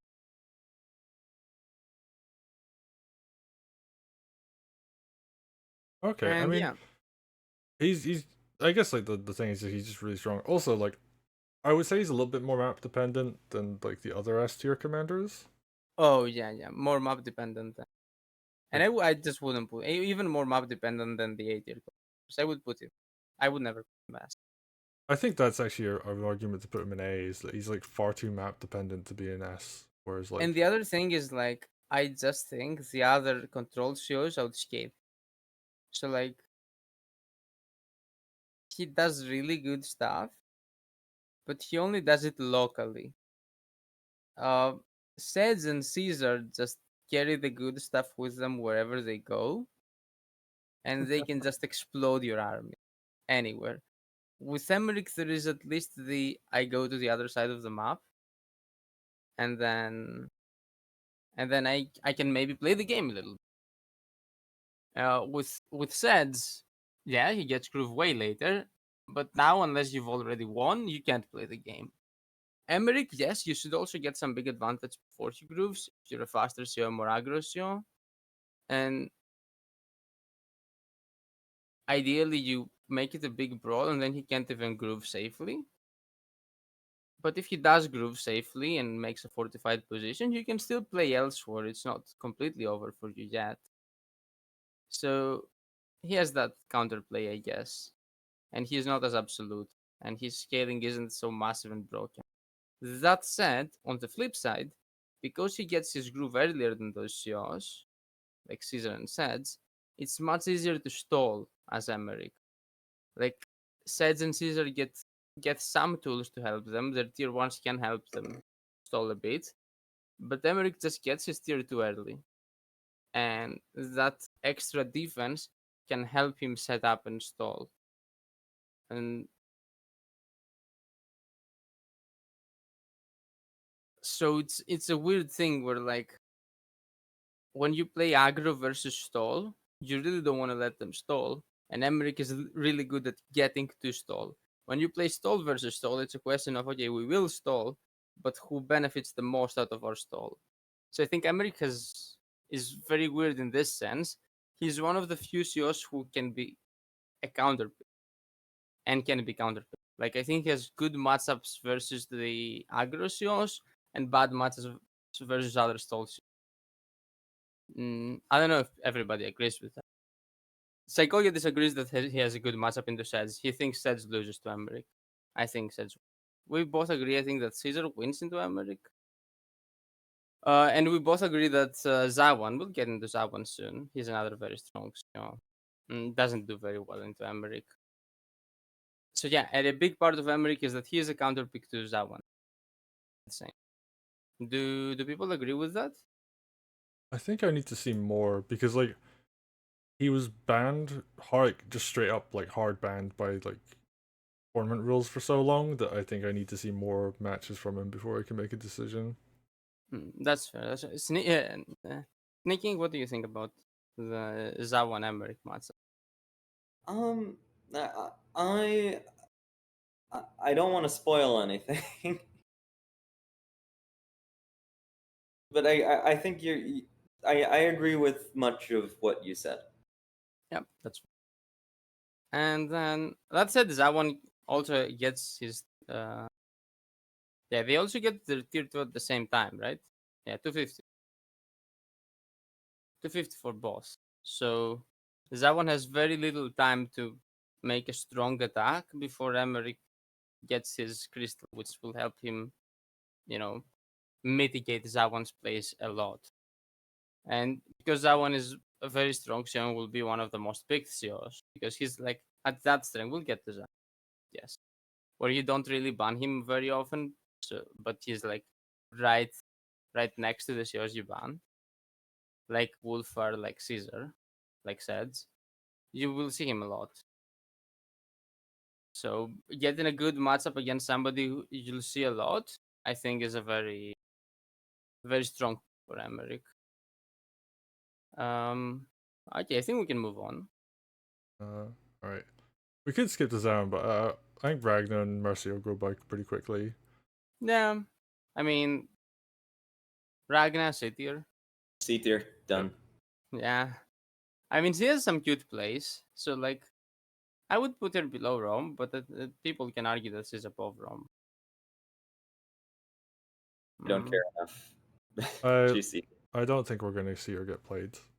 It's like the Yeah, real she's a truth. drop pick. I think C is the like we're just not gonna see these people pick these commanders during the event. And yeah, Ragnar, unfortunately, she just needs some love. Is like the thing. I think her groove has the potential. We use that word a lot, but like she can lethal with it, and like she has a lot of range on it, which is pretty scary still. But it's significantly weaker than in Wargroove 1, and it requires like a lot more like thought because of like the way it works. Like, you have to knock units into other units, and as opposed to just doing a bunch of raw damage. So yeah. It does have like potential upside, but it's really hard to use super well and profitably. and And I like, think that your opponent usually needs to make a mistake. why would I ever pick Ragnar when I could pick Ryota, who basically does everything better that she does? Or why Or would I, Lydra or Wolfar. or twins? In Yeah. a lot of cases, twins just do better with fire. Yep. So Yeah, she's just outclassed. I feel you put her in a very and I think you put her in the correct spot. yeah. Yeah. Uh, So and then Mercia. Mercia, who I think like Mercia is like below Ragnar, below Elodie. I would put Merciful with her dad.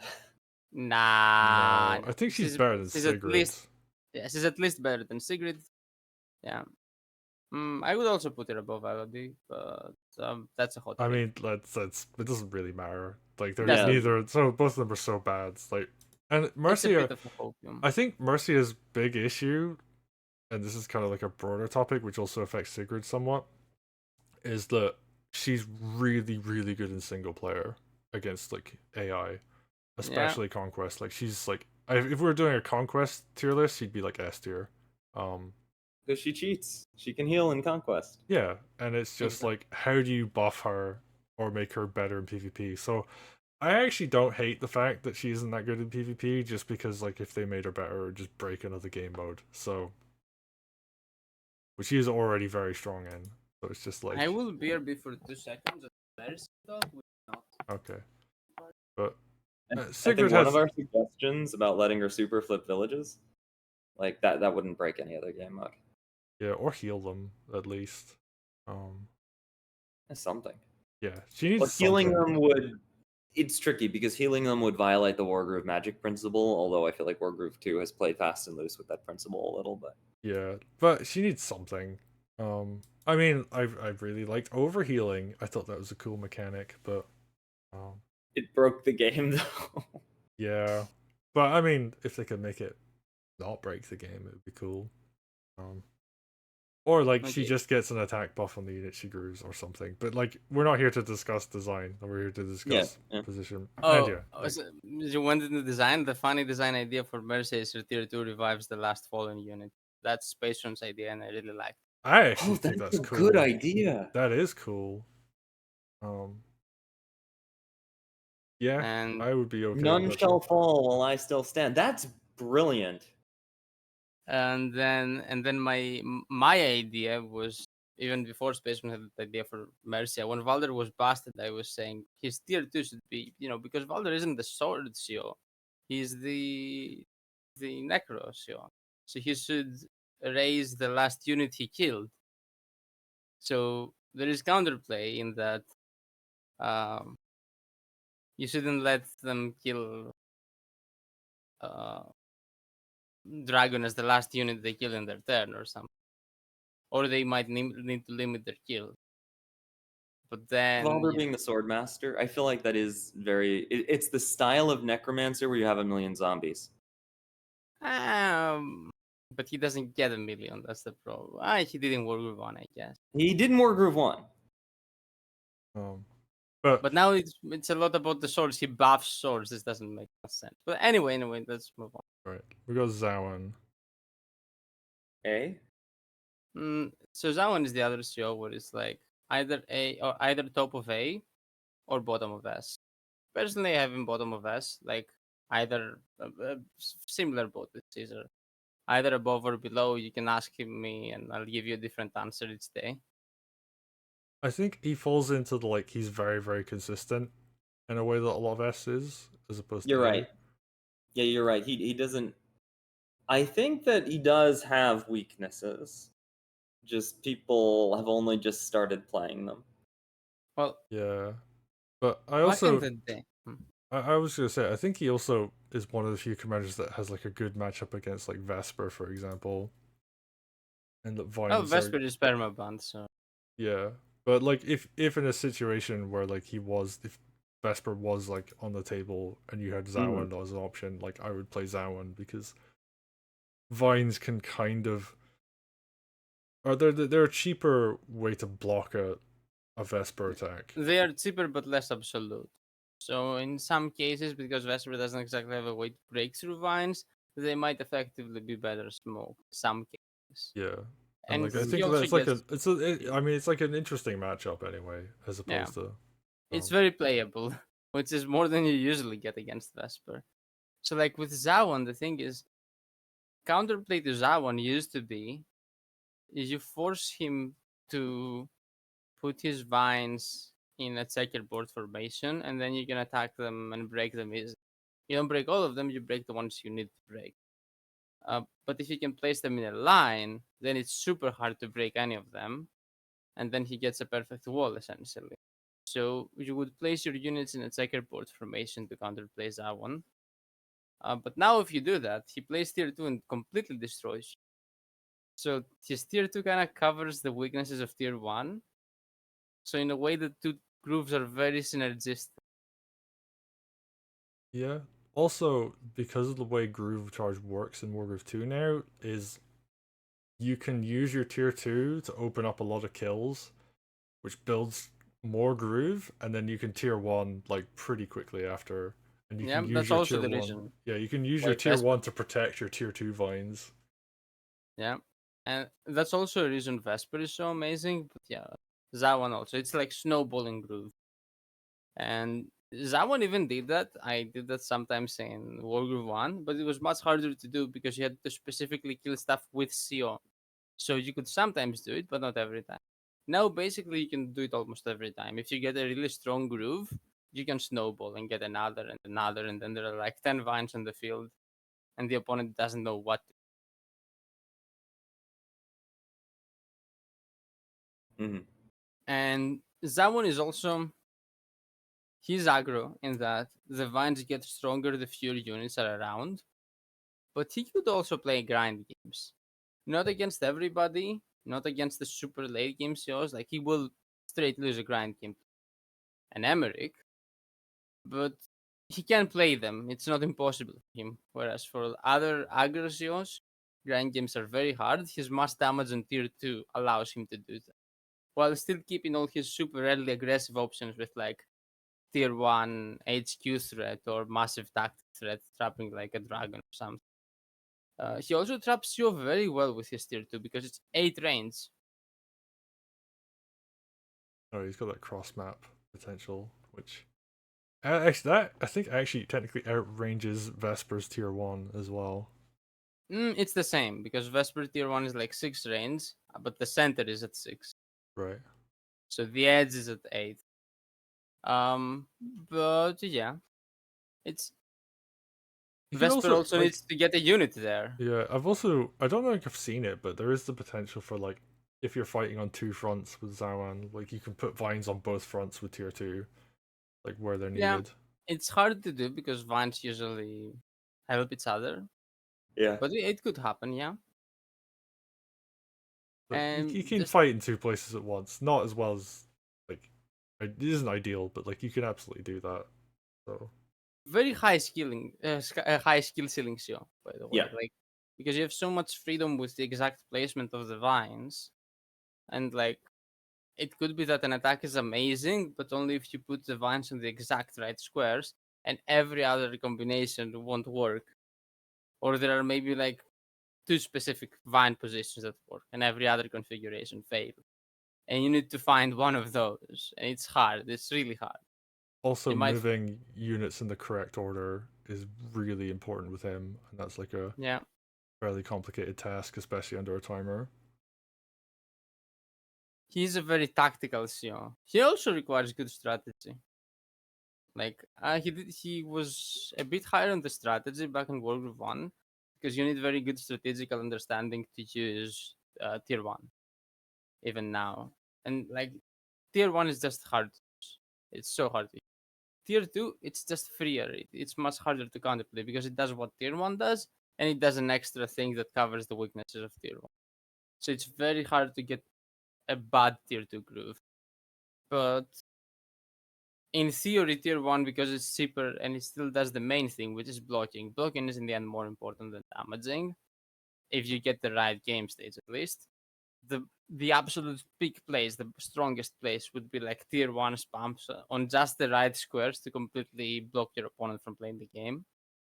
And I don't think like people can do that in a time. It's more of an 8. But he has like extremely high ceiling if you play perfect. On the flip side, tier 2 is pretty easy to use. But I think generally we're in agreement. Like maybe there's an argument to put him at the top of A or something instead, but Yeah. I It's think, close, but like whatever. yeah. So basically, S tier is like in two parts. Like the must ban that you will basically always ban and would certainly be in S tier no matter what, which are like Pistol and Vesper, and the more debatable, maybe not that amazing on every map, have some weaknesses. Like someone has matchup weaknesses too. Like Pistol, if for some reason you left her open, stops you from playing Zawon. Because like if you play Zawon, that makes Pistol really, really, really good. It's super hard to make those vines and then also somehow one day pistol formation. You I would basically love just to get. see a Zawan versus Vesper matchup in the tournament though. If someone just That's like a lot more playable, yeah. But like, yeah. So if you've left Vesper open for some reason, but you've banned pistol, that one is a decent. And again, also I think Zawan has a bad matchup into Emmerich. On the flip side, he has a pretty good matchup into Seds. Not that good anymore. It used to be kind of a counter in Wargroove 1, but now because of Sed's tier 2 having range, it can go over vines. So yeah, he's one of the COs that has like good and bad matchups, like America. So that's another thing to keep in mind. alright, anything to say about Zawan before we move on? I think he will be super popular because he's as hard as he can be to use. Um, he's still much easier to use than Caesar because Caesar, if you don't play him super well, you get rolled. Zawan, if you don't play him super well, you still win a lot of the time. And he's the CEO that like sometimes should be the best not banned CEO. So I think we should see him a lot. So it's good to know how to play as and against. And he's also a very interesting CEO, so it's good that he's the CEO we'll see maybe the most. Actually, that might be Wolfer because Wolfer is even easier to play and people love him. Sneaky thoughts on that one? I think we covered it. Okay. Yeah. Niru. C? C? Maybe C. Top of C or bottom of B? Both Yeah. are. Oh, B, you said. Okay. I would say bottom of B in the I'll give her the benefit of the doubt. Like she's not a complete troll pick. Like there could be some case to be made for it, right? I could see actually, yeah. I think like maybe someone will play Nuru on a map this tournament. I mean, people might even play worse, yes, but like it's more like she has a specific game state she likes. Remember how I said that Pistol can't do much on just one game state, which is the full brawl game state, where she can't even groove like 3 units because there are no more than like 2 units touching in any place of the map. Because there are so few units, everything dies all the time. It's a constant brawl. Nuru is actually good in that game state because in that game state, she buys an extra unit, which is usually a counter unit, and kills one of your units. And specifically in that game state and only that game state, that's massive value. So this is like the anti-pistol, I guess. Like in the one game state, pistol doesn't work. Nuru is pretty good. Now, can you force that game state? And if you can force that game state, wouldn't you rather be Greenfinger, Wolfar, Lytra, Ryota, Valder, any other aggression? Yeah, probably. But like she could theoretically do something like real in tournament. Like I could see her being an okay pick, a pick that would win you one game. I don't think Rome will ever win you a tournament. If Rome would win, you would win with everybody else. Brom could win you a game, maybe. Yeah, but you'd win with everybody. Yes, they drop lethal and some other shows can't pick it up, but Rome specifically can pick it up. That's tactically specific. I Yeah, guess. there are very specific weirdo situations where someone in C might be the right choice, but like, yeah, they're generally not. But he's never the right choice before the game. He might, in hindsight, look like the right choice. But yeah, I think just barely you can justify Nuru C because of that. But if you guys disagree, I would like. I would also just accept the top of C position for her. I think I'm good at it. bottom of B is close enough to top of C. With Nero specifically, like I think the argument for either could be made. I could see someone picking her on like I'm just gonna throw a map out here like Once Upon a Heist. Maybe there's like some weird thief play you can do that's like really good or something. Rifle? Rifle Are maybe rifles as well. illegal on heist? Maybe rifle. If rifles are legal on heist, then that could be pretty cool. And I mean, yeah, on heist, this is actually reasonable. Yeah, heist is so weird. Like we'd probably Yeah, need a heist is different tier weird. list for heist. Yeah, that's true. But Like heist, how do you rate pistol on heist? Because for the first part of the game, it's completely useless because the map is so huge and spread out, you can't get any grooves. But then usually the heist ends with a huge fight in the middle with all the units, and then pistol loves that. So it's like, is she broken or is she horrible on heist? I don't know. Help? I need an adult. Help is a good answer. apparently rifle's legal on one hideout, which means Nuru can use it. Nice.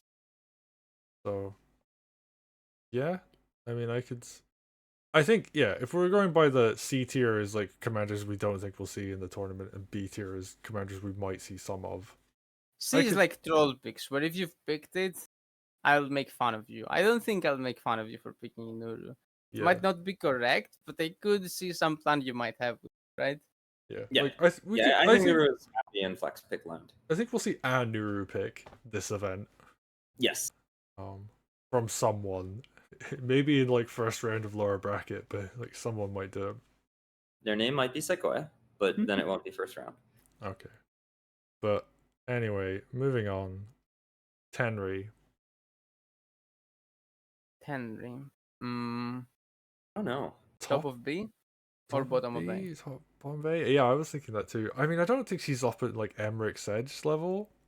Yeah. So maybe like top of B is probably more accurate in that case. Yeah, that's good. Top of B. Like, she's just very, flexible. She can do a lot with her groove, but it takes a while to charge. So Yeah. and She pays Vesper price for a less than And Wolf for a price, I guess. Yeah, but like she does have some trickery where like she can get lethals where like a Vesper couldn't, for example. Yeah. So Like your main play is to just yoink a dragon or a golem. yeah, or trap That's a good. stronghold or Yeah, something, or yeah. night crit stronghold or night crit commander, something like that. Yeah, I mean, assuming they don't let you lethal an insta win because they're being careful of Tenry. Her main play. Oh, also her other main play is to yoink some maids, so your dragon can go in and get massive value. Yeah. That's Um. also I did that against Setsa and Grove War 7. That was a massive attack. Yeah. She's just very strong in very certain situations, but you need to actually Yeah. get those situations for it to work. Also, sometimes it stalls, and this is not useless when it stalls. Like there was a game, practice game, where Sequoia was playing Vesper and Skyra was playing Tenry, and it was super stalled, so neither player could attack. But they were making some grooves off of like very small fights or like village flips.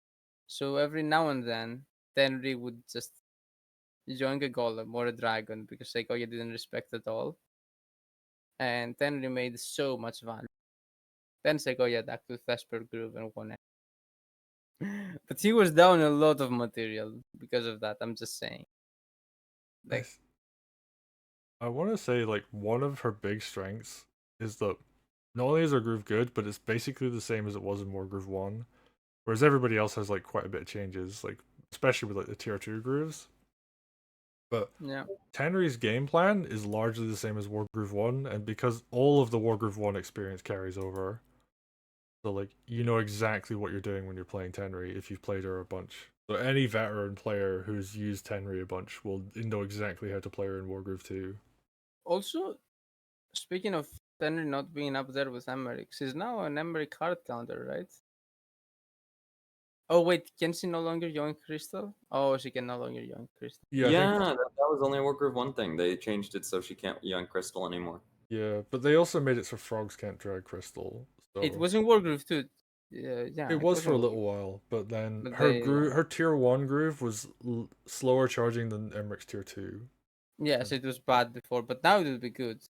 I think there was a small, I think it was a single patch where Emmerich got nerfed, but his crystal wasn't invulnerable, not immovable yet. So then it was a hard counter to Emmerich for one patch I think that or was something. like the pre-patch testing they were doing. Oh, Um, that could. I think it was one live patch. I might be wrong. but yeah, like I mean, you can still do ridiculous things. Like you could groove a Treb into position to crit the crystal. You need trebs. Like the treb might be like Oh yeah, really but hard. the To get. Emmerich's only gonna get played on maps with Trebs, right? Oh, not necessarily. No, no. Sequoia was playing Emmerich, and oh, I just shouldn't spoil. But like, Okay. I mean, actually, I guess like another thing would be like if just the Emmerich archer leaves. position is good enough because like 5 range archer crits are actually disgusting. Oh, okay. I mean, I was gonna say another option would be like if Emmerich leaves the crystal exposed from behind, you could night crit it from behind. It's hard to find the range for that though. And it's Yeah. not going to be exposed. Like, the, Yeah. Yeah. And it doesn't need to just be exposed from behind. It needs to like have a whole road exposed for the knight to run. Yeah. and Tenry doesn't have the range for that anyway, because you're at 6 range. Yeah. Right. I Oh mean, yeah, if you're tier on the 1's a other lot side of shorter them, range now. Yeah. Yeah, it's 5 range, right? yeah, 5 range. I think tier 2 is a lot further, but Yeah, tier 2 good is. luck I don't getting it. remember what tier 2 is. I think maybe 8. It's a lot. You can throw things quite far away, and it Also, does damage too. So T2 doesn't exist. The If you're playing Emery. T2 T2 only exists. exists. T2 exists if the map stalls enough. Yeah, if you're Sequoia, that one time and you're trolling your opponent, T2 exists. Okay. yeah, but usually you don't want to be the Tenry player that does it too, especially since Tenry is like an aggressio. It's not a stallsio. Like if it stalls so hard that you're forced to use tier 2, you're probably losing the game anyway. And but T2 has amazing lethals because it pushes your own units too, so you can make 2 extra sides from the other side of the map. So make 2 extra sides while also bringing in a new attacker from the other side of them. Does Tenry Groove knock things in Vesper smoke? The We push don't know. should knock them out, I think. Okay. I but don't know. only but only if there is an empty spot to knock them out of smoke, right? Right. So if they're in the middle of smoke, you can't. But on the four edges of the smoke, let's say, it's possible. But then Or if there's a hole in the smoke and you, yeah, I guess. that would be a really funny play. But okay. I think that's everything on Tenry though. Like, Yeah, Yeah. I think we'll see Tenry get played this event. we should. We Probably. should. She won't be one of the most commonly picked. I think like the top. I think A tier will be the most commonly picked, right? Yeah, and then people And will maybe have like pocket the picks bottom. and B. Yeah, Yeah, occasionally we'll see. and twins are fairly consistently played just because they have a simple game plan. All right, Dark Mercia. Bottom C. of B. I Bottom of B, top of C. I have similar okay. thoughts for Dark Mercy as I have with like Nuru. Okay. I mean I was very much like a Dark Mercia stan, but like if people have like come around on that a little bit, then because I know there's a time when everybody was playing Dark Mercia, like right at the start of Wargroove 2, because like she was finally not terrible. Like she was really bad in Wargroove 1. Had like Dark very Mercia. niche circumstances where you could play her, but like I think she still costs too much and She is does. too clunky. She was very good in the early days of quick play because there were a lot of these super smally brawly maps where you want to have an I win this small fight groove at exactly 150 groove charge, and she was just the perfect commander for it. Like she was out dueling Wolfars, but in That the was a maps game we're where playing Wolfram didn't play now, well. she doesn't work. Yeah. And her although T2's always been kind of pricey. funnily like it like the more she's great on like those smaller brawly maps, but also on maps that are just absolutely ginormous and have tons of fighting. You know, Maximum Carnage, I guess, is a good example of this, even though, that map has its issues. I thought she was actually pretty good on that because like you would get her tier 2 groove a lot, and like she would do a lot of damage every time she used it. And like That map was special because you were fighting into barracks, and she could be a pseudo Sigrid while still healing herself and nuking the map.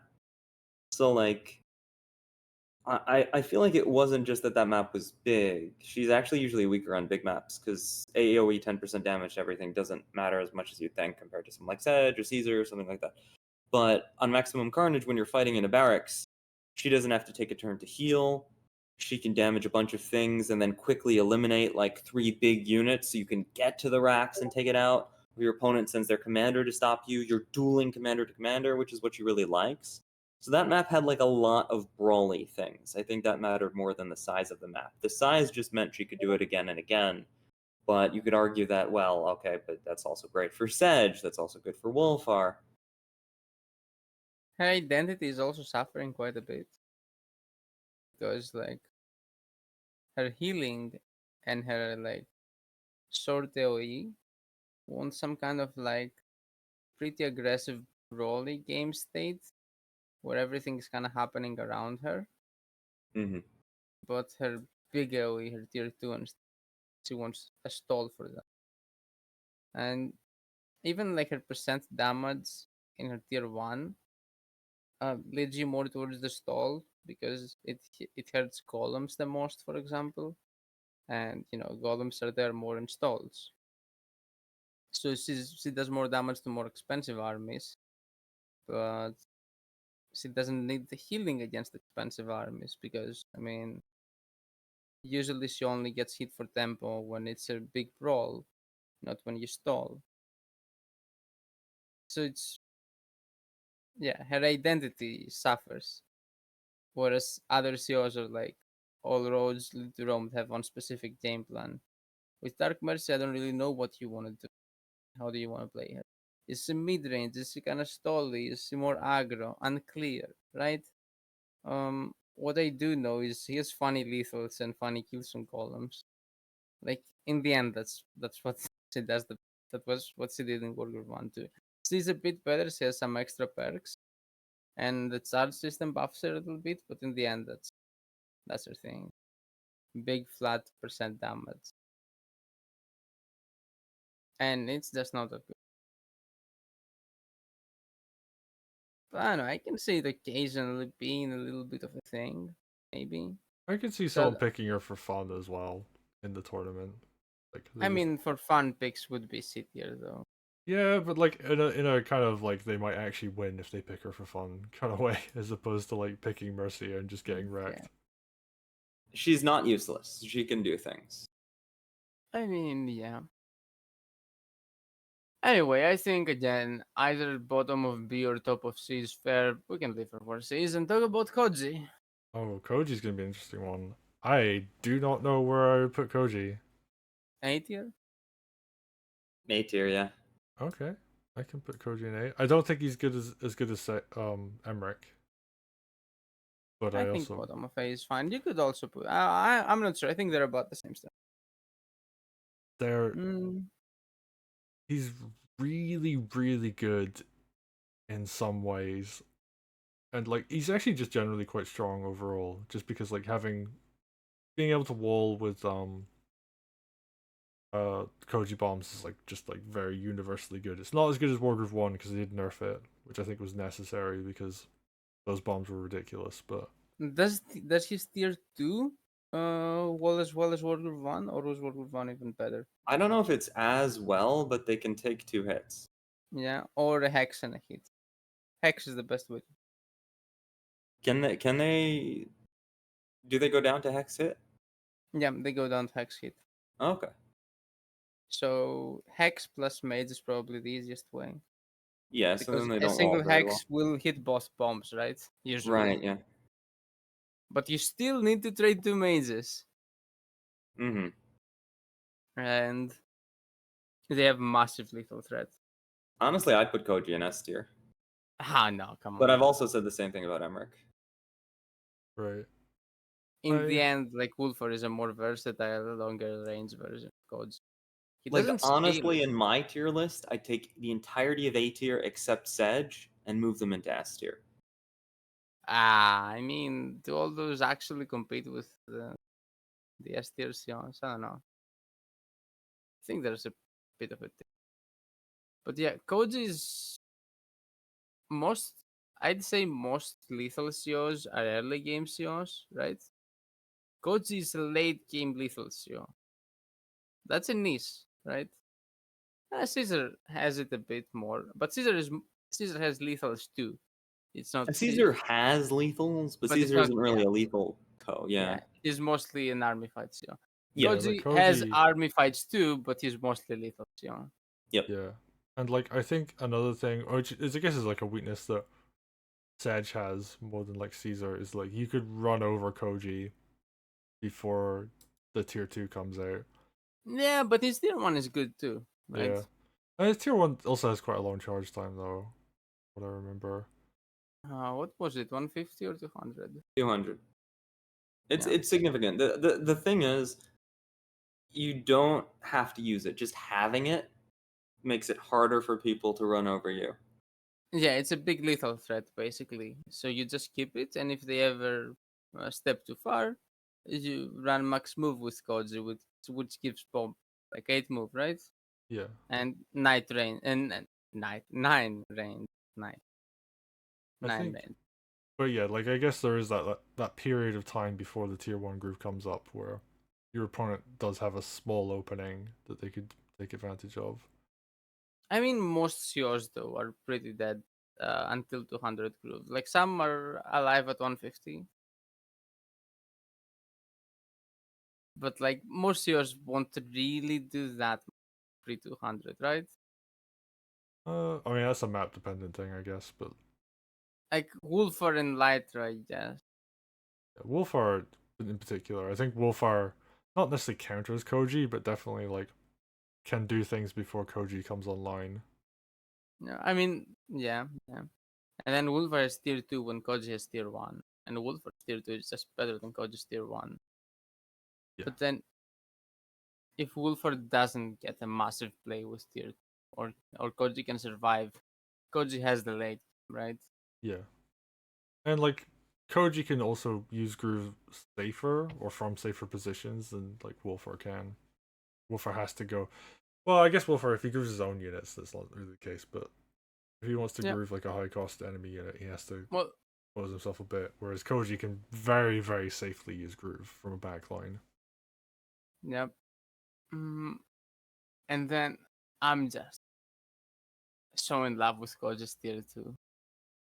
Because it does so much damage in combination with the push and the push damage that it usually just one-shots so much and so easily. And like It when you also, see it, it can open very weird paths to completely decimate formations that you didn't know were there. I think, just to add to that, like Koji also has the cool factor. Like Yeah. anytime Koji kills someone with a tier 2 groove, it's just like, oh, that was cool. Like, Yep. the like amount of lethals that Koji is able of getting is like, I don't know. I mean, we've all seen the Space Front clip, right? Yeah. One of many, I guess. I actually, it's kind of sad that Space Front hasn't been playing TYM this for the rest of this year because I actually really enjoyed watching his Koji play. But And without Space Run, I would have probably put Koji lower. Me and Seikoya have been trying Koji a bit, but we haven't done anything that amazing. I think Koji, I mean, if we're talking like asynchronous and Space Front's playing Koji, then I put Koji in S tier. I wouldn't go that far. I I definitely mean, even Space Run wouldn't go that far, I think. right, but I mean, I think Space Front alone pushes Koji up quite a bit. Yeah, because he's very tactical. You need to find those amazing tactics, and it's hard if you're not used to it. And also, people don't really look for them a lot of the time. Like with Koji, I feel like when I have tier 2 Koji, I just always start with the assumption that if you're in range of my tier 2, or even out of range for 1 because of the collision damage, I have lethal on you. And then a lot of the times I find it.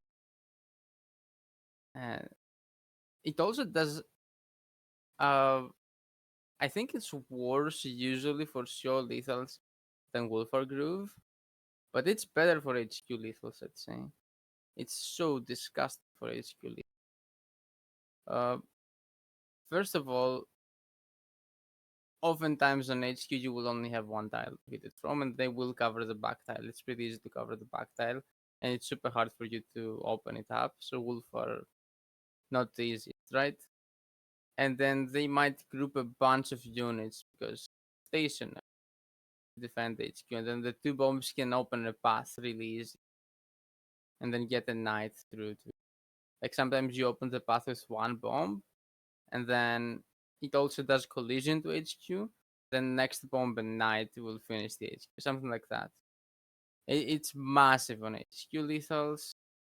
Also, a hidden buff with Koji is that yes, tier 1 bombs can't wall, but if they don't have anti-air, they can.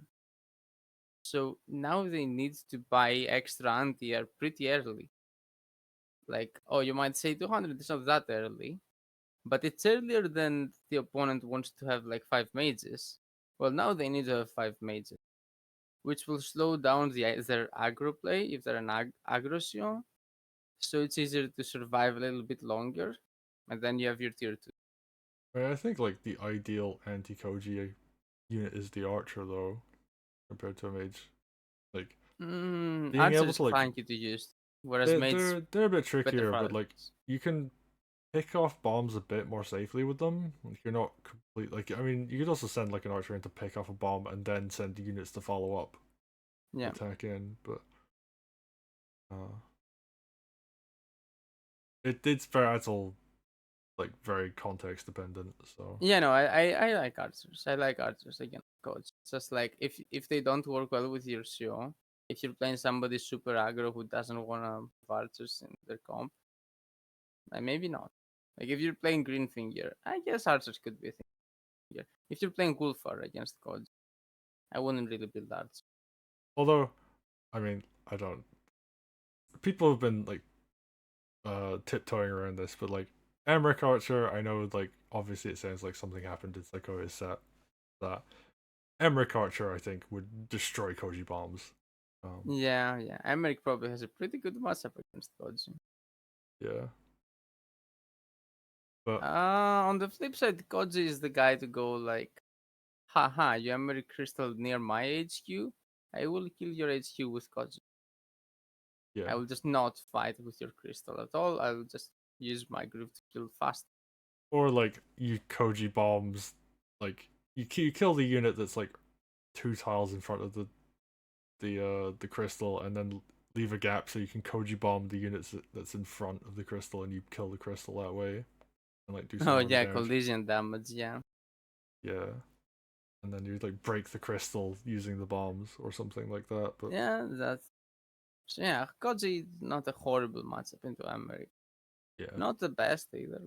but he's got that kind of like tin can opener effect with the bombs, where like you make a gap in the wall, and then suddenly you can make more gaps in the wall. Okay, so how do people feel about the tier list overall? Is there anything like looking back that you'd want to like make a change to, or are we all mostly happy with this? I think it's looking pretty good. Like looking at my previous list. Yeah, it's similar other than some changes I would have made anyway, but my old lists are outdated. I think I really like this one. How about There are a you, few Sneaky? things in. Oh, sorry. No, I was gonna ask you your opinion. So Ah, perfect. Psychic. Now there are a few things in SNA I might shift around. But I think it's pretty close. that's fair. I mean, I think like there's an argument to do like this, for example, where like Zawan and Caesar go down to A, and like Pistol and Vesper and up in S because they're just like a little bit above the rest. But Yep. I put more things in S. Like I know you guys are very like Pistol Vesper. I'm not as convinced that they're that far above everyone else. Yeah, you could also do that. Yeah. yeah, but I think all right, we all in agreement that those 8 are in the top. Yeah. I would add Lytra, but otherwise, yeah. Nah, I wouldn't. I wouldn't. If I doubt anyone, it would be. But I'm hesitant to do that. I need to see more Lytra work because I've seen so many people pick Lytra and it doesn't work. That I'm like, Yeah, we still don't have that big Lytra game where Lytra humiliates your Koji or your Emmerich or your Sedge or your Wolfar. I don't think I've seen that. Actually, Lytra could be pick into Emmerich, right? yeah, that's true. Picking into Koji technically as well. Like you could grab the bomb from range and then drop it somewhere or drop it onto a building or something. I actually have no idea what happens if you drop a bomb onto a building. Huh. I assume it still does the AoE damage, but I actually don't know. The engine crashes. I actually would not be surprised if that was the We case. should test. But yeah, Lytra versus a Sedge, for example, or a Wolfar would be very horrible. I feel like every two COs are their own mini tier. Like I put like the first group is Pistol Vesper, then the next group is Caesar Zawan, then the next group is like Sedge Wolfar, then the next group is Emmerich Koji. Like I feel there are tiers within tiers. Yeah, although I mean we don't want to have like 20 tiers. Or whatever, Yeah. but I'm just saying. yeah. There are minor gaps. Yeah, but Like I think Lytra is playable against Emmerich and Koji, but not very playable against Wolf. yeah, maybe I could see her working at Sedge, just like she gets like something off her tier 1 early and then snowballs a bit, but like that's super specific. Marco is saying if Crystal is removable, can Lytra use it to kill units? Yeah. So you can drop units into the Crystal and kill. And also Emmerich will probably be under Crystal, so she has 2 units she can't move, but can move units into kill. I think the main play would be like you just remove the wall and then you kill the Crystal, right?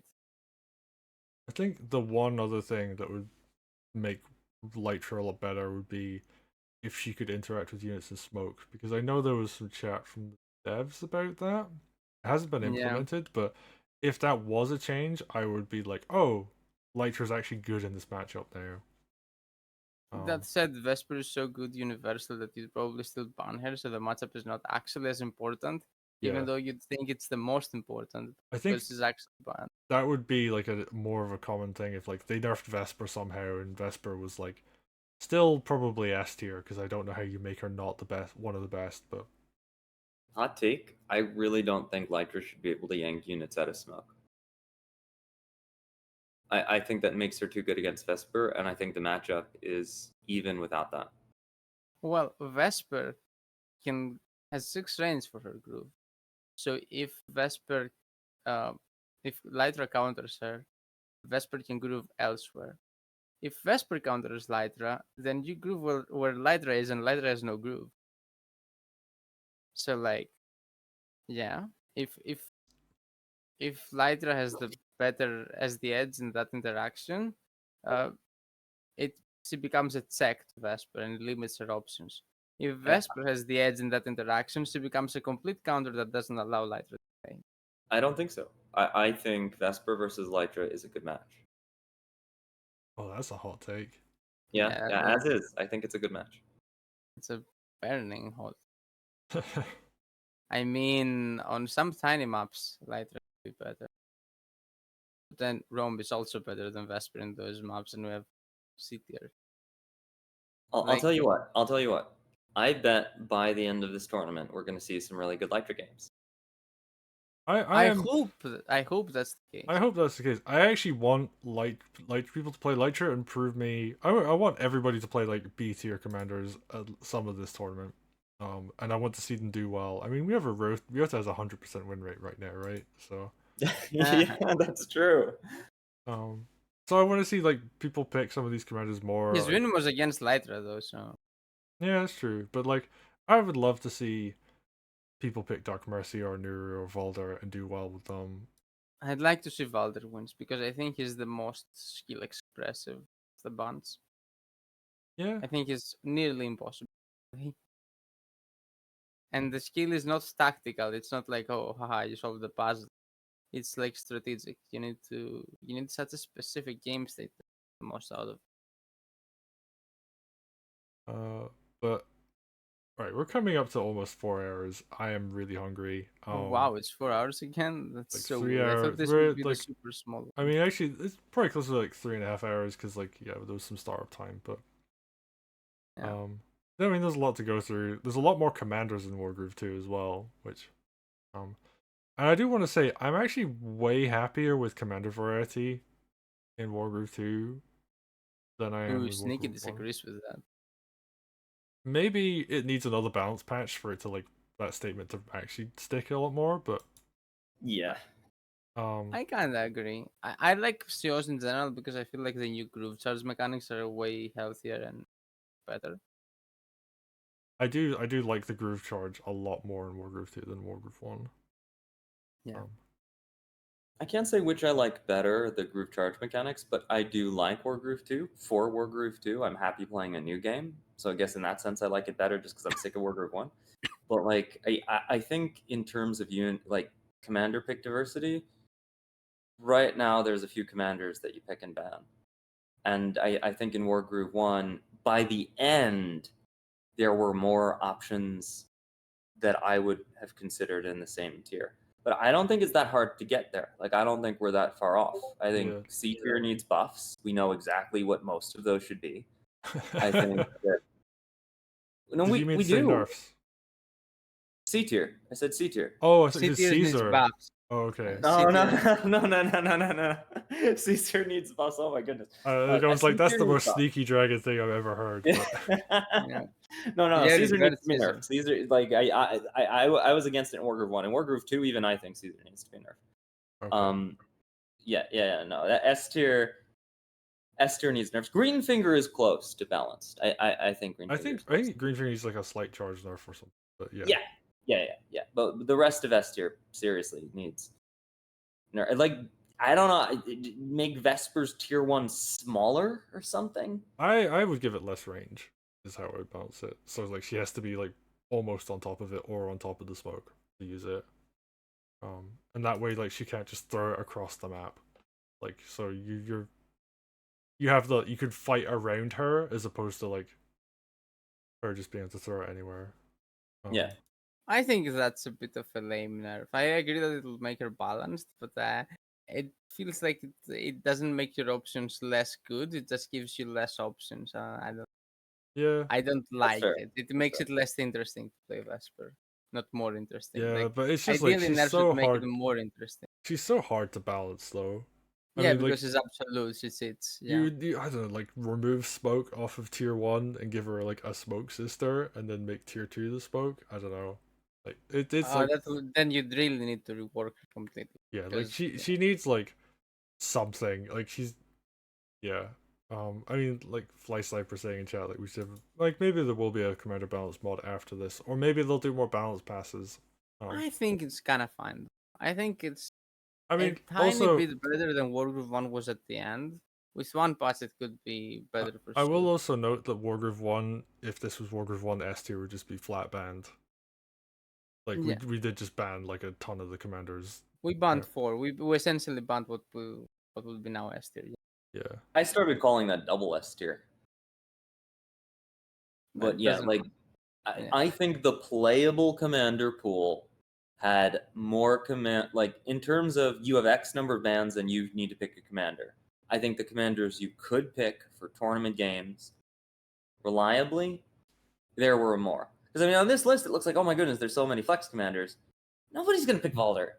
Like we're gonna get one Yeah. crazy Valder pick. So basically, I think the really effective COs are the top 2 tiers. So now that's 8. But in Wargroove 1, we had essentially banned the first tier. So now if we've banned the first tier now, we add 3 more commanders to playability, essentially. Because B tier has 3 more than S tier. That's what I'm saying. No, So, like, we disagree on the game. Wargroove tier list. We disagree on the Wargroove tier list. I think there were at least 8 playable commanders, if not more, in the top. Oh, Not in the top tier, but we've playable. had that combo, but I'm saying like the difference, in my opinion, is not the actual strength of COs, but that we banned the best COs in Wargroove 1, allowing because like Yeah, if you cut off S tier in this tier list, the playability of everything below that is like much broader. yeah, because usually as you get to the more mid tier commanders, there are more commanders mid tier than they are in top tier. So if you ban top tier, then the 2 best tiers become high and mid. So I get what you you're have more saying, but like viable I think C tier, what we've called C tier on this list. not C. No, C is unplayable no matter what. But Right. That's B, what I'm saying. Like but we B didn't would be a have lot more playable. unplayable. I think the list of this is not playable was not this big in Wargroove 1. Oh, but there were fewer COs though. That, true, but still, Percentage, while I think it's pretty much the same. I don't know about that. I don't know about that. But I mean, I think the balance pass that needs for C tier to be like worth playing is like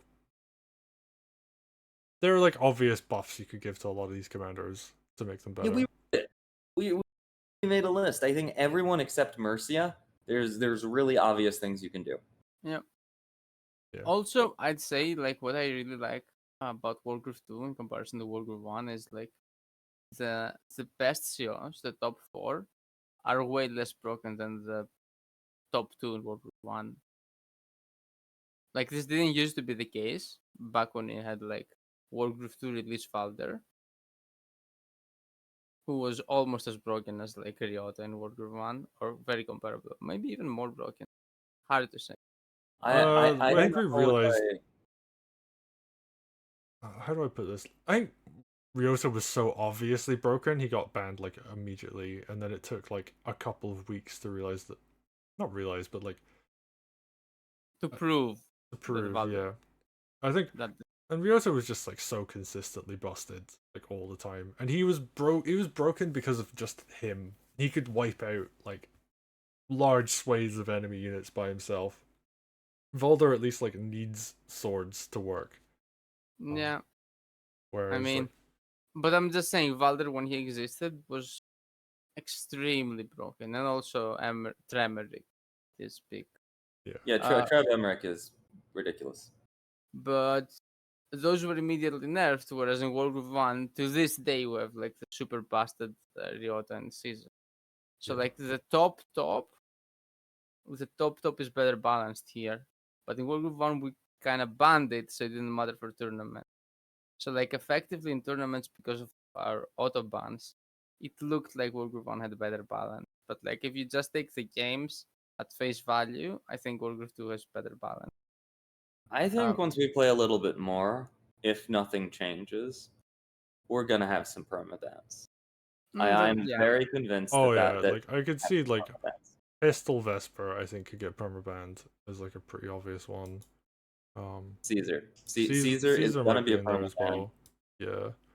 I Or wouldn't Caesar. permaban Caesar because he actually takes skill to play. Like I think Caesar deserves to be the best CO because I Caesar, agree with you. I agree with you. Caesar That was my would whole thing in Wargroove 1. But right now, it's Caesar silly. wasn't that hard in Wargroove 1.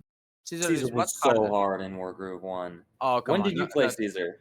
What? I always played Caesar when he was available. I killed everybody in ranked when they allowed Caesar. Okay, who did you play? All right, no, I don't want to get into that. No, like this has already been a long Psychosia? podcast. No, this has KMB? already been a long podcast, right? Like let's. No, I'm. You know, I'm good at lethal tactics. I didn't get good at lethal tactics now. I started with lethal tactics. I think. I don't know. Like, I guess like the one thing is, I can definitely say, and we could all agree on it, is there's hope that they could make this much closer as well. Whereas in Wargroove 1, it was like we got like a Nuru change.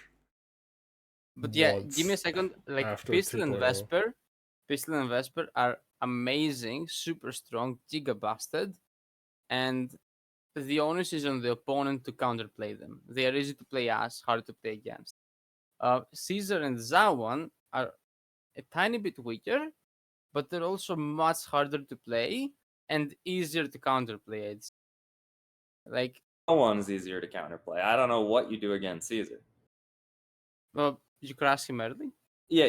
The only Caesar is, it's like the Sedge thing, right? Yeah, it's like you need every to win before they get groove. Yeah, but that's lots of counterplay. Like having a huge part of the game where the CO is almost useless is like a very reasonable weakness. But the problem is Sedge needs more than 400 groove charge to use groove. Think about it.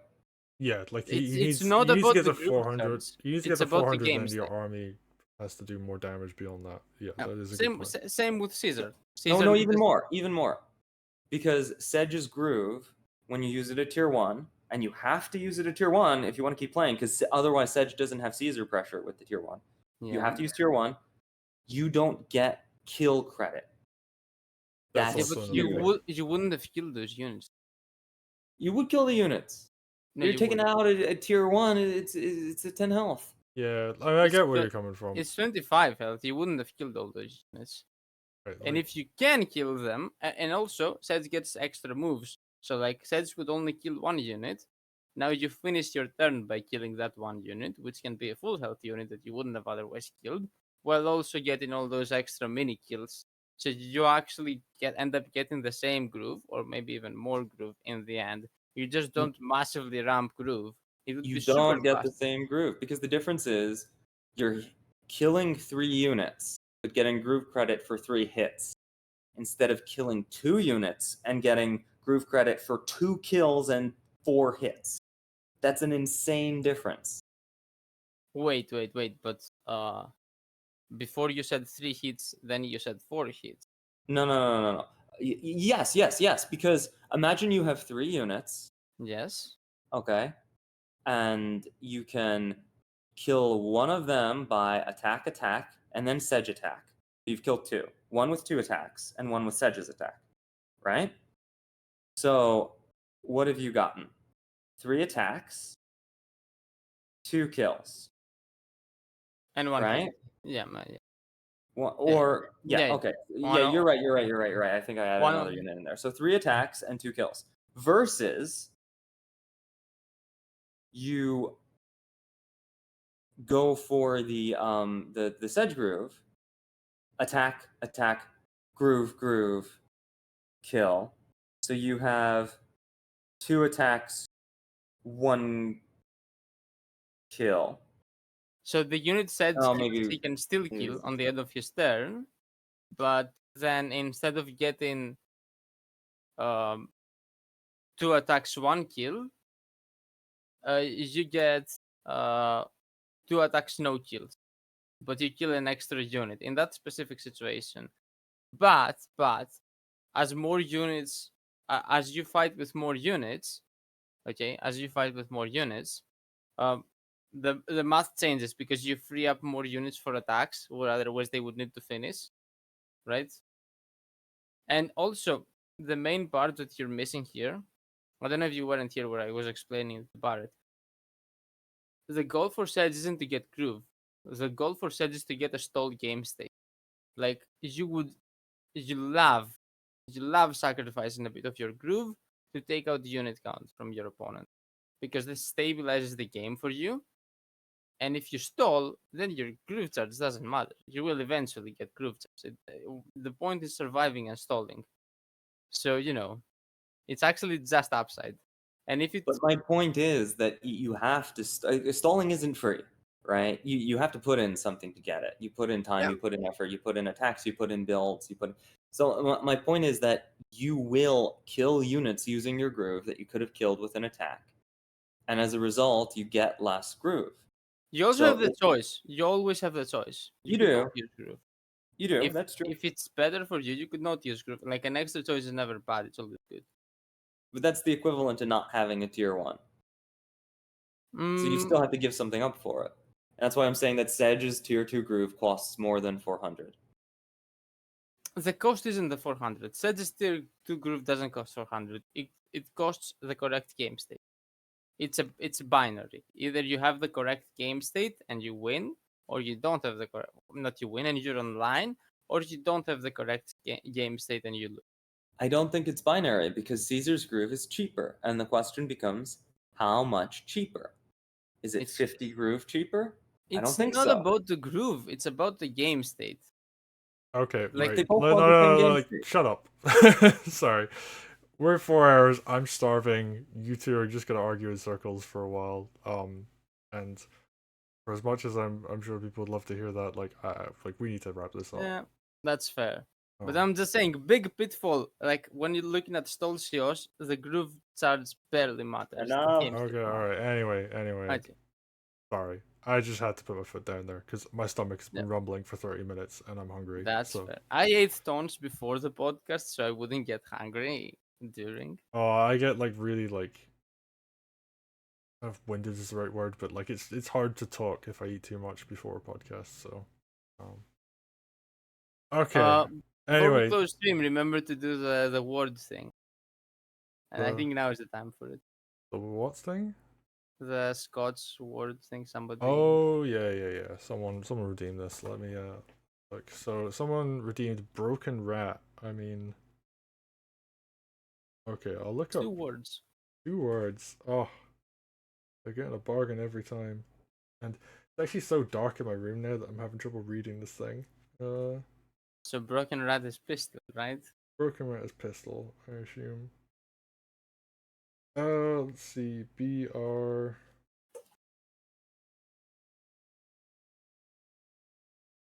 Oh.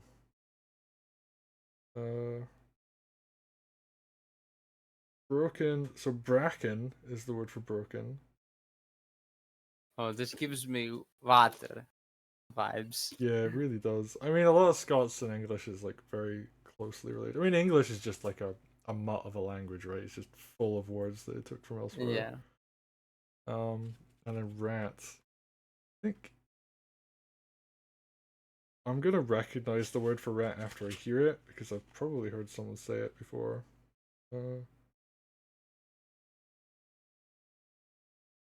Rattan is apparently. So the word for broken rat is bracken rattan.